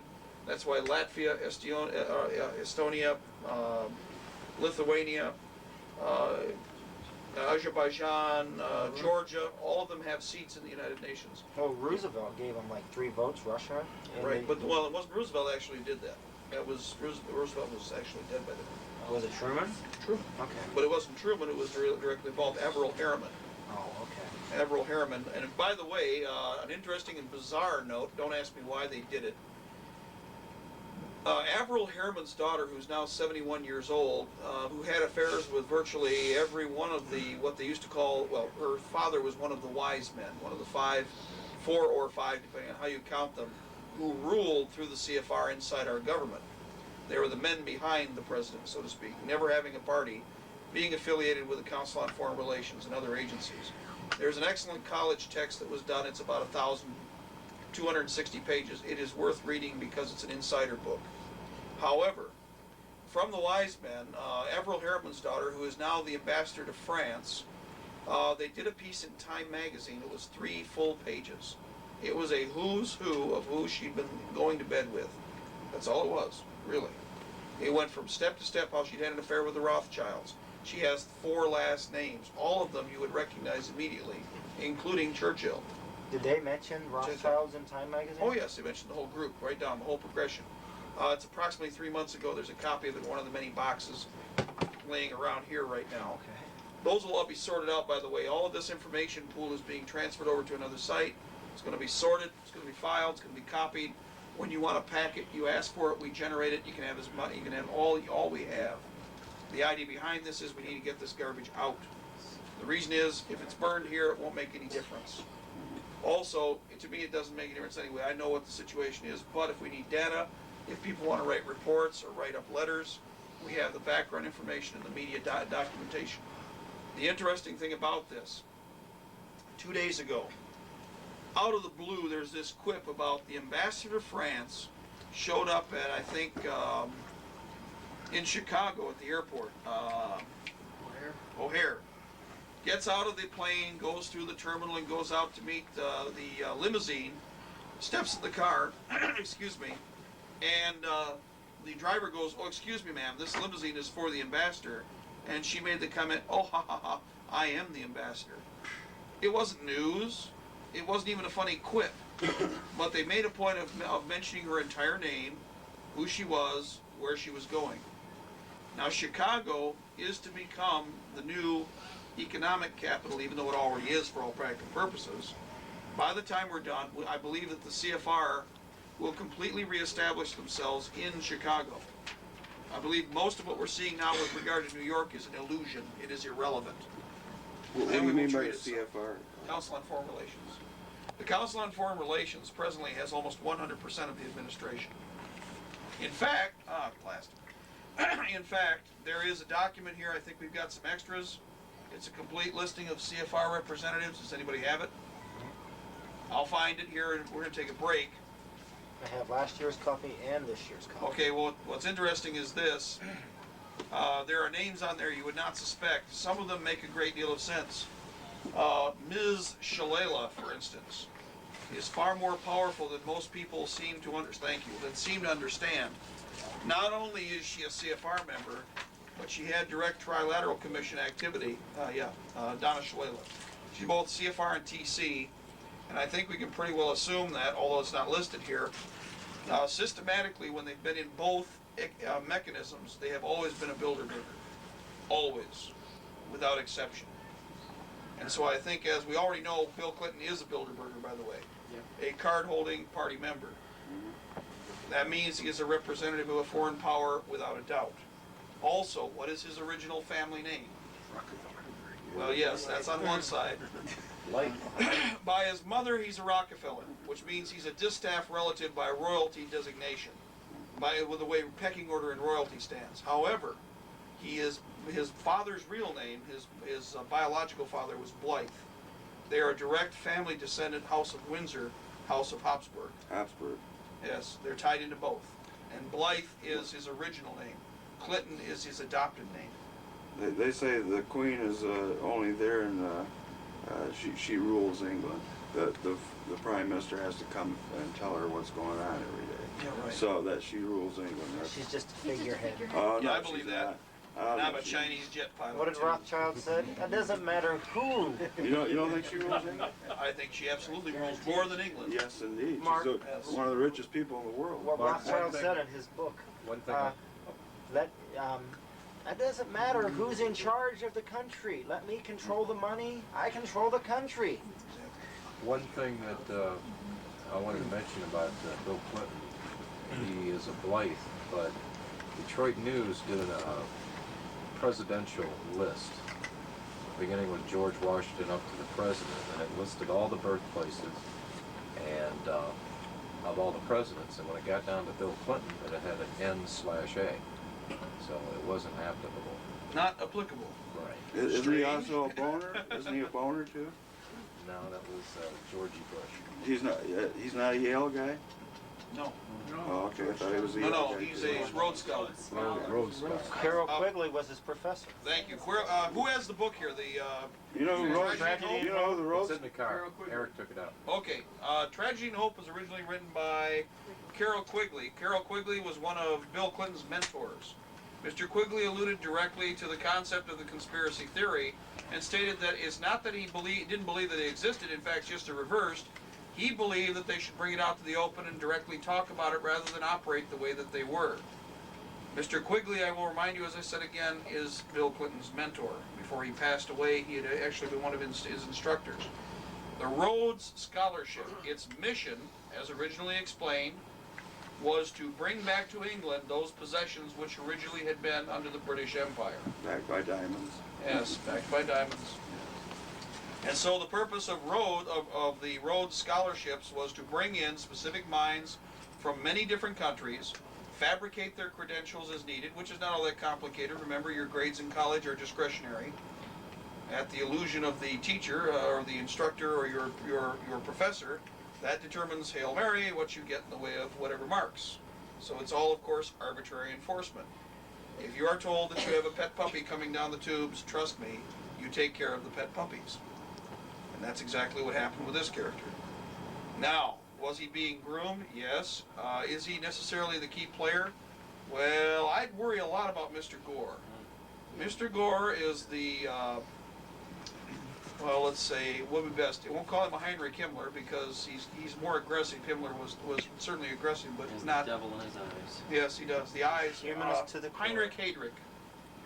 Died in 1940-41 at the hands of Polish resistance fighters who were dropped into, he was known as the Butcher of Prague. Heinrich Heydrich, if you ever take a look at his eyes and the way he operated overall, behind the scenes, never in the limelight, never out in the open where he could be completely seen, but he was a Reichsfuhrer. How about Karl Habsburg? You don't think he's in it? Otto von. Yeah. No, Otto von Habsburg is the one to worry about. An Yeah. interesting twist, Is by the way. that the younger or the older? Well, it's the older. Okay. By the way, that's something To give you an idea of the convolutions here, if anybody is familiar with history, Habsburg should jump out at you like a neon sign. It is the House Habsburg that is the pivot of almost all historical data from about 1100 on with regard to military operations and containment of Germanic expansion throughout all of Europe for the last, 800 years. If you recall, eventually they created what was called the Habsburg Ring, which was a coalition of either Spain and France or France and England in conjunction with Russia to compartmentalize and contain the Germans, in this case the Austro-Hungarian Empire, earlier than that the German Confederation, earlier than that et al., etc. Wasn't there Assyria at one time? Oh, that was lower, yes, the lower branch, yes, Assyria. Yeah.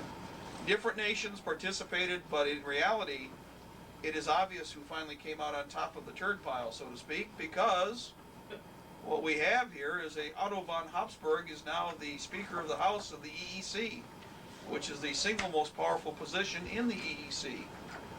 That should tell you something about who reigns. They own about, what, all of, was it South Carolina? I mean, a shoot of that family. Oh, yes. Yeah. Oh, okay, I'm sorry. Yeah, well, that's through the Warburgs also. Yeah, they own almost all of South Carolina. I'll leave the door open. You're alive. Anyway, what's interesting, if you get a chance, there are extra copies of this. You can take them with you. It is a present listing of the CFR. I want to also allude to people who've never seen this before, something that's very interesting when you see the earlier ones. For all of you who haven't looked at this, now it's being made in Kerrville, Texas. Does anybody remember where this was made a few years back? Waco, Texas, thank you. This originally was printed in Waco, Texas, and completed an entire dossier on virtually every and any CFR or TC member. It is interesting to note that during the initial attack on Waco, all of the key individuals were either educated in Waco or they lived there. Now this is rather strange, and they're all from the same boys club, by the way, too, or girls club, depending how you look at it.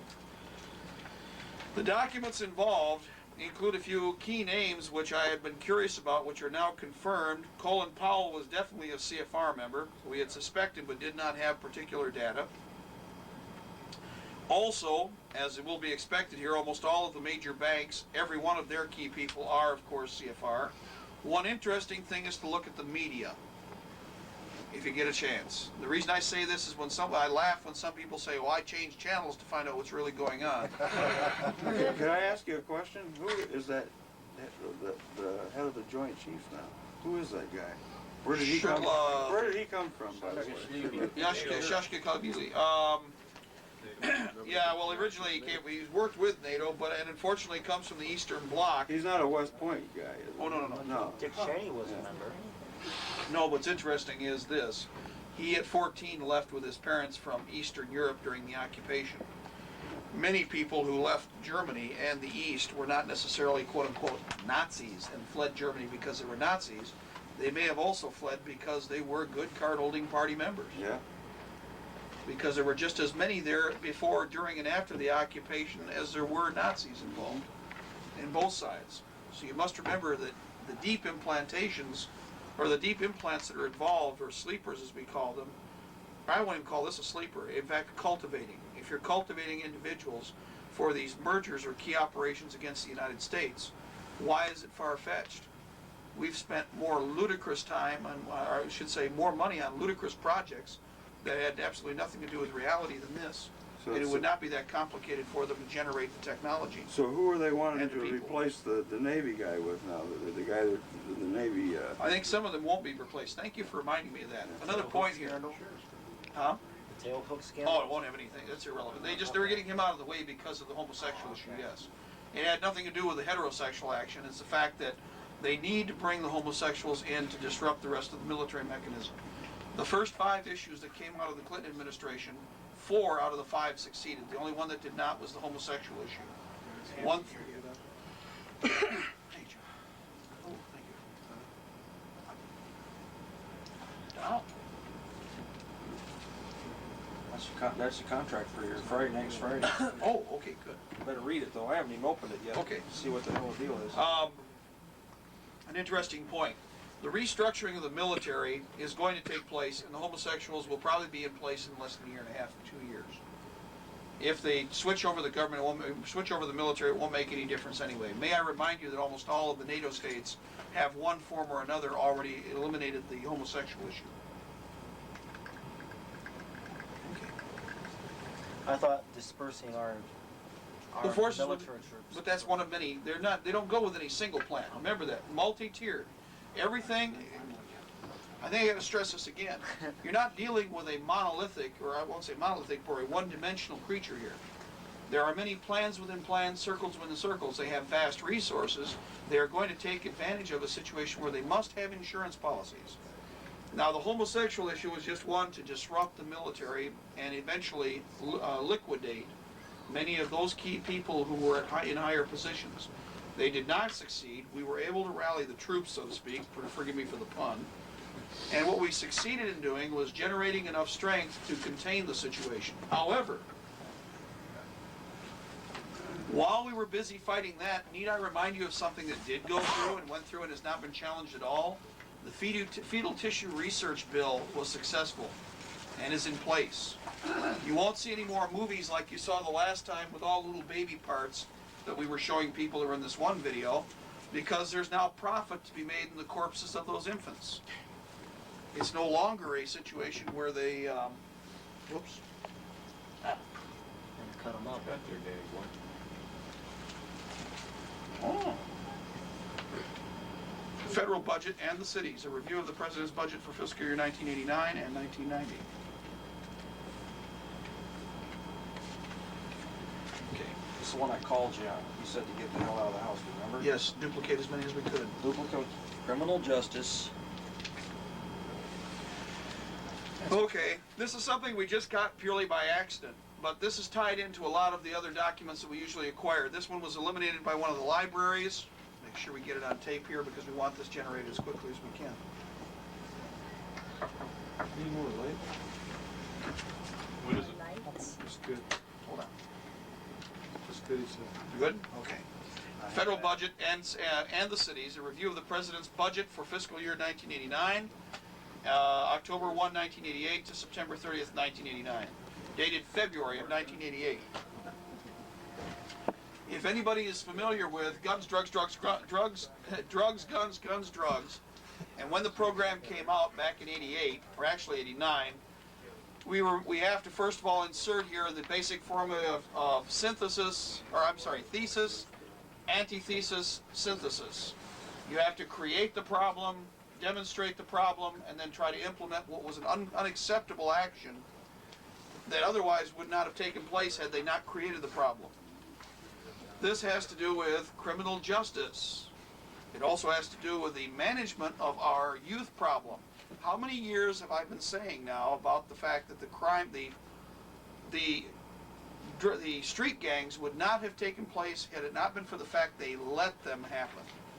They fabricated the situation. You only watch about 1 hour of the Rap channel to find out just how violent they're promoting these people to be, or MTV for that matter. Well, the administration for fiscal year 89 budget proposal states that the enforcement of the laws and provisions for the safety of people is a central domestic responsibility of the federal government. Yet, a major provision of the fiscal year 89 criminal justice budget is the elimination of all state and local assistance programs. As stated in the proposal, these programs should be terminated because the states can better afford to pay for these programs than can the federal government, and because states and localities benefit directly from them.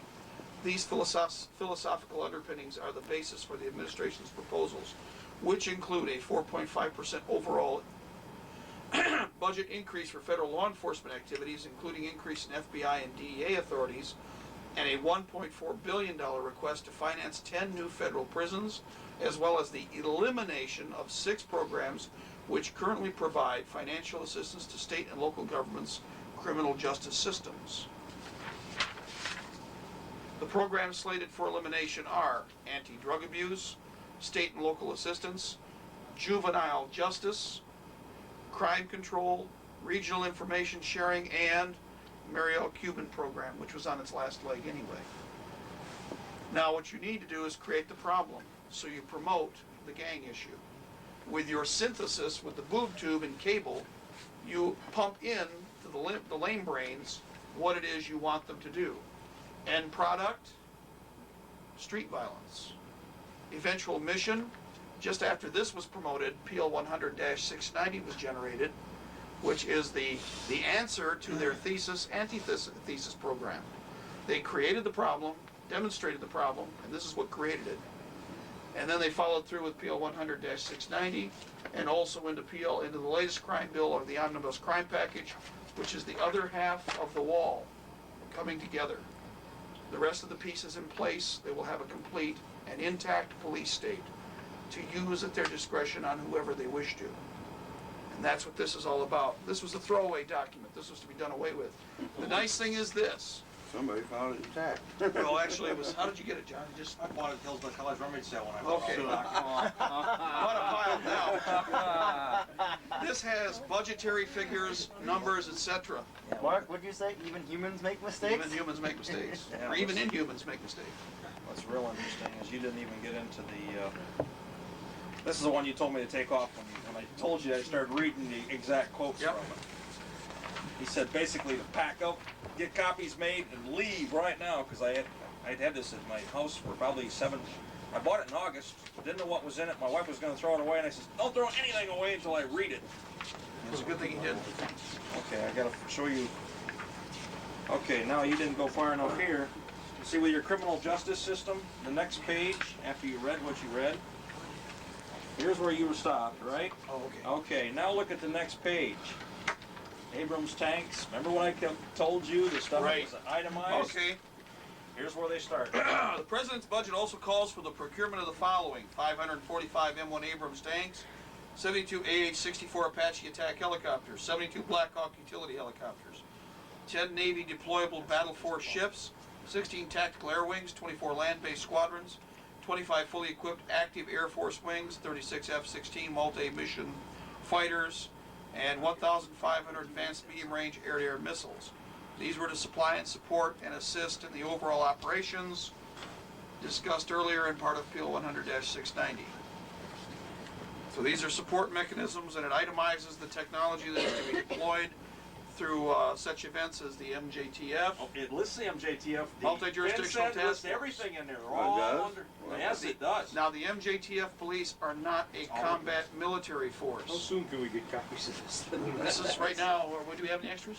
Right now. What we're doing, I gotta explain why we do this. Now, John's already had both the Secret Service and the FBI at his house to confiscate his records 3 before. times each. Now, what happened is we have a lot of original documentation from the GPO, Government Printing Office. In one case, there are only 86 copies made of the one document. There are only 2 left in private hands. We have 1. That doesn't mean you do this. What that means is you find a photocopy machine and you crank the shit out of this stuff. Start putting it out. And the reason for that is you put it out into the public's hands and they can't hide it. Now, the documents that we're talking about, the one are the documents drawn up to abolish the United States of America. How many pages is that thing? Good question. 22, so it's not that much. Well, I can actually, run there's more those than off. that because it doesn't start with a. Oh, It's that's got right, your yeah. high nines and this kind of crazy stuff. It's I'm sorry, yeah, that's not itemized properly there. I could run off about 50 or 60 copies of that for or more. Okay. probably 30, 32 pages, really, because it's. John has one? Dan has one. I got one. As long as you'll spread it, I'll give this one to you. You betcha. You betcha. Thank you. MJTF, by the way, you'll recall, we've had 3 publications that were trying to do damage control for the Fed, and who were, of course, supposedly private entities. They originally claimed that the MJTF police did not exist. We've demonstrated now, because there have been so many public announcements, that they're now coming out our ears. That the MJTF did not exist is now obviously a falsehood. What they were trying to do is placate the people until they got the program out and into the population and is moving. Instead of being able to respond to the activities before they took place and demonstrating to your senator and your representative that you want to have nothing to do with this, instead it is now in a fixed part of the budget and is proceeding as originally planned. FinCEN is in the same situation. It is in an advanced phase. Remember, FinCEN ties in directly to international police forces and international secret police units, including the KGB in Moscow. So what you are seeing are the same butchers who were involved for the last 7 years, who, as I said before, haven't been out in the unemployment lines. now having the same access to the United States that they had to their own country. Thank you very much, George. Thank you very much, Bill. Now, that's why our forces and a lot of our people are going to refuse to participate. But before we go any farther, because I know people get tired, this is the Waco home video. Oh, I'm sorry, go ahead. You finished about the Brady Bill? Oh, okay, I'm sorry. That's another. I will read this first, yes. December 1993, if the method of passage was less, okay, this has to do with the Brady Bill itself. If the method of passage was less than inspiring, the enactment of the Brady Gun Control Bill still put a fitting capstone on an unusually solid record of congressional accomplishment. The Wall Street Journal gave a slightly different version of the Brady Bill passage in an article entitled, Gun Control Bill Jumps Last Hurdle as GOP Retreats. 97 empty Senate seats. After days of personal animus and futile backroom dealings, Republicans backed down without much of a show for their efforts. The bill passed without debate, with only 3 senators sitting in a chamber emptied by the Thanksgiving holiday. As Vice President Al Gore, or is it Al Gore, and Mark O'Hatfield, an Oregon Republican who reported the bill, watched the 2 Senate leaders, Bob Dole of Kansas and George Mitchell of Maine, pronounce the measure adopted by unanimous consent, that is a parliamentary device allowing the leaders to pass the legislation themselves by voice vote after ascertaining that no senator would object. All of us are happy to have this issue behind us, Mr. Dole said. After a long, long, hard fight, Jim Brady has won. Well, in reality, he has. Editor's note, reread those quotes. Only 3 members of the Senate were on the floor, Mitchell, Dole, and Hatfield. 2 Republicans and 1 Democrat, and they passed it. Okay? Dole gave his blessing to the passage, later saying, I let it pass because it seemed to many of our colleagues, for or against, let's get this issue behind us.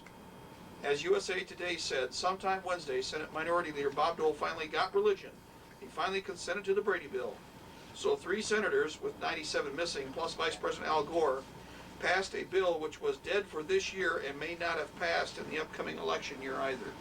3 senators with 97.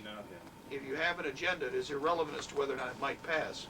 And this is similar to, as everybody will recall, the Federal Reserve Act. Yep. The Federal Reserve Act was passed on the 23rd, signed on the 24th, and became, and was empowered by the, within 60 days, right? Yeah, and it passed 298 to 60, and most good congressmen were gone because it. They were all home for the Christmas break. Remember, the train service was the most common way to go home at that time. Which means you had to travel a distance. There were no planes. And Christmas was a religious service that That's those kind of senators go home for. That's right. Exactly.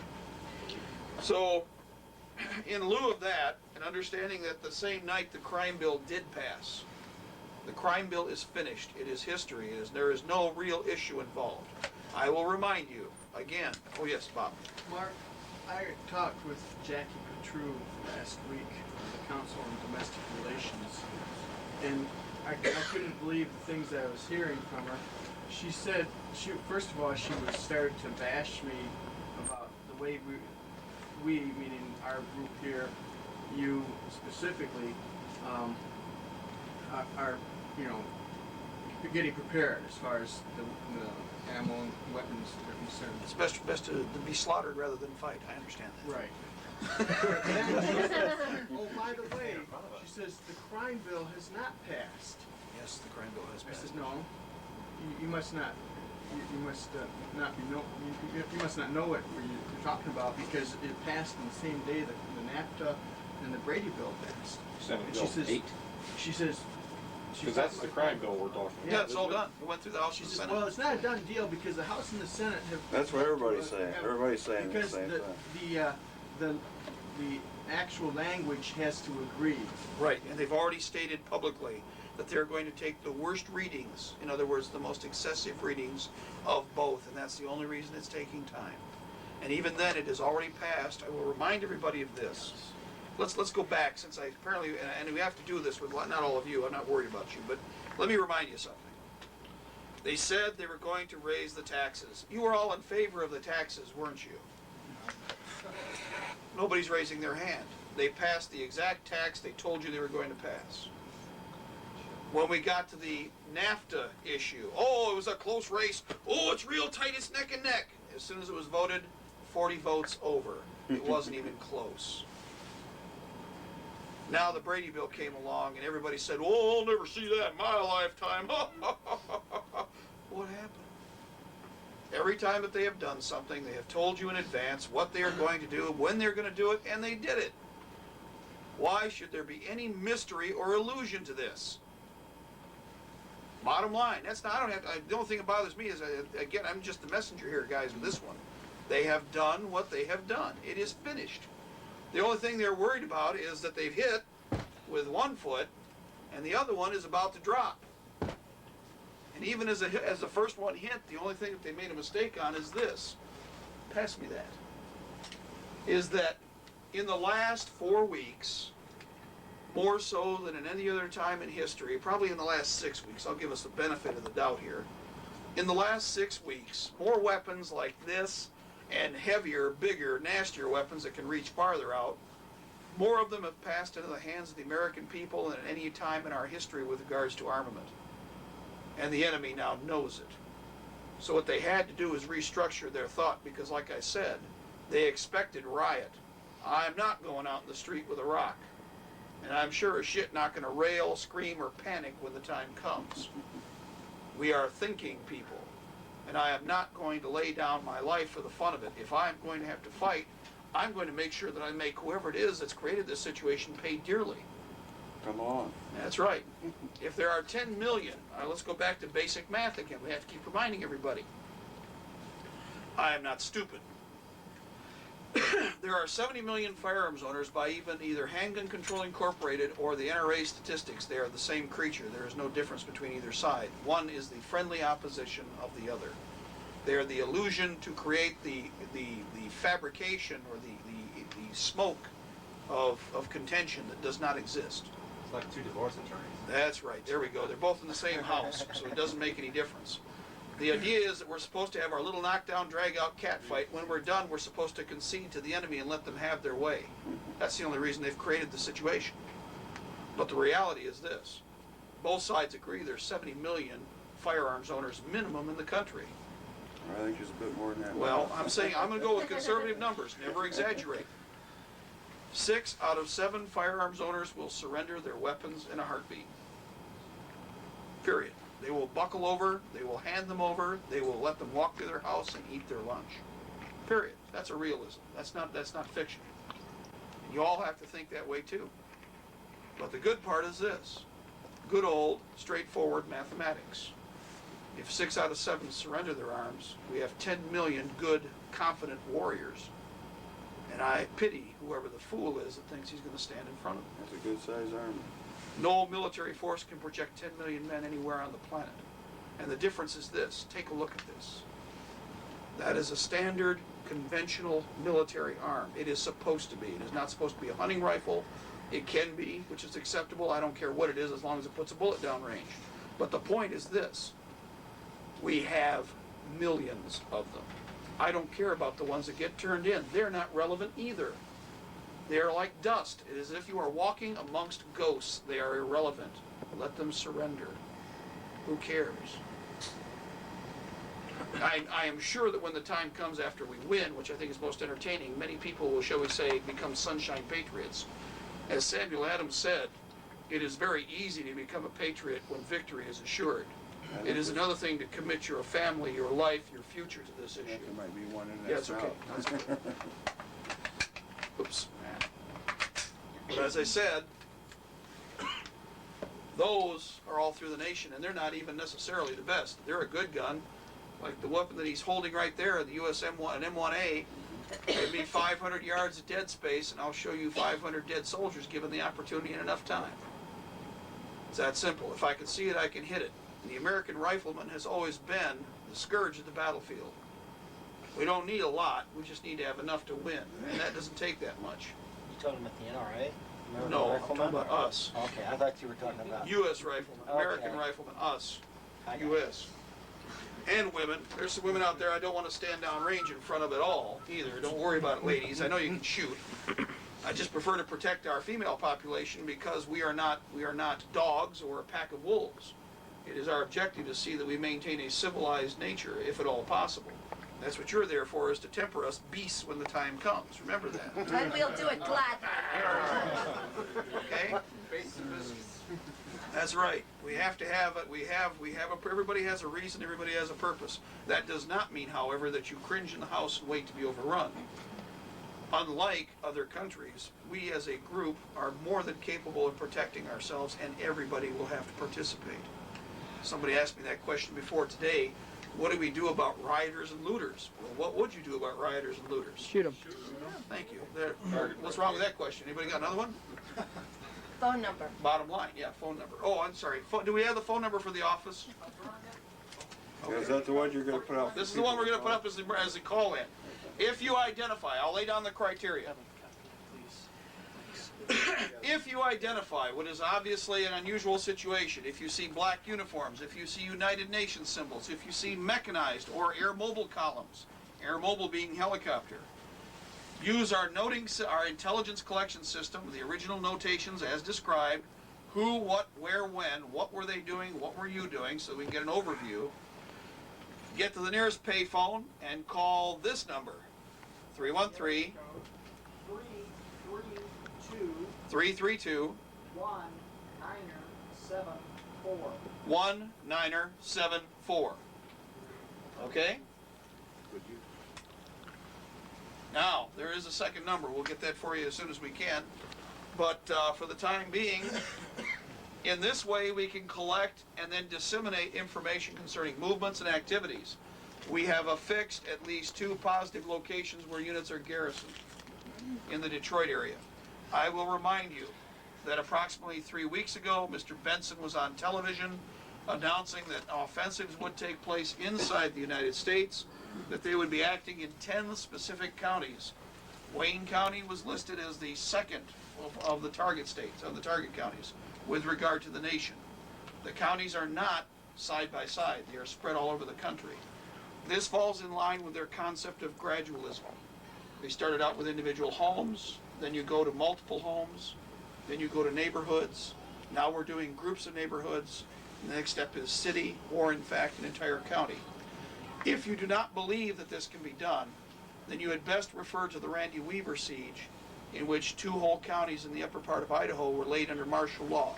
Again, it got no national media coverage.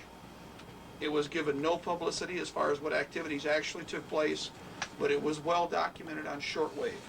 So much so that, in fact, that's why shortwave was when it came time to deal with Waco. It's surprising that those 2 counties didn't trigger the restoration then. Well, in some ways, as one person said, and in fact,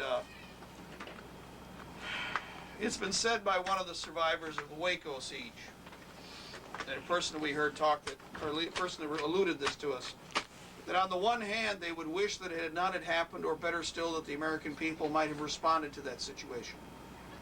But since you can wish in one hand and certainly not recreate or step back in time, then perhaps it is the price that needs to be paid in order to awaken the American people. And I think that is true.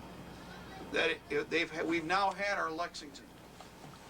You all got your chance. You all failed. Now you all get to find out whether or not you got the right steel. Concord is next. We've already seen Lexington burn in the distance, and it was a rich, deep, black smoke. They don't get a second shot. They come at us again, we stop them butt cold in their tracks, we make them pay tenfold for any casualties they generate. That's the only option we have. 17 children. That's right. I don't know if any of you saw it, and I don't know if any of you sit here with a dry eye when you watch that tape. I don't want you here in my house. Okay. You've got a new tape of that? It's on there? It's on Is it the one, forgive us, we didn't know? Forgive us, we didn't know. The reason I say that is because what it does is intimates a situation that was made to become distant and irrelevant.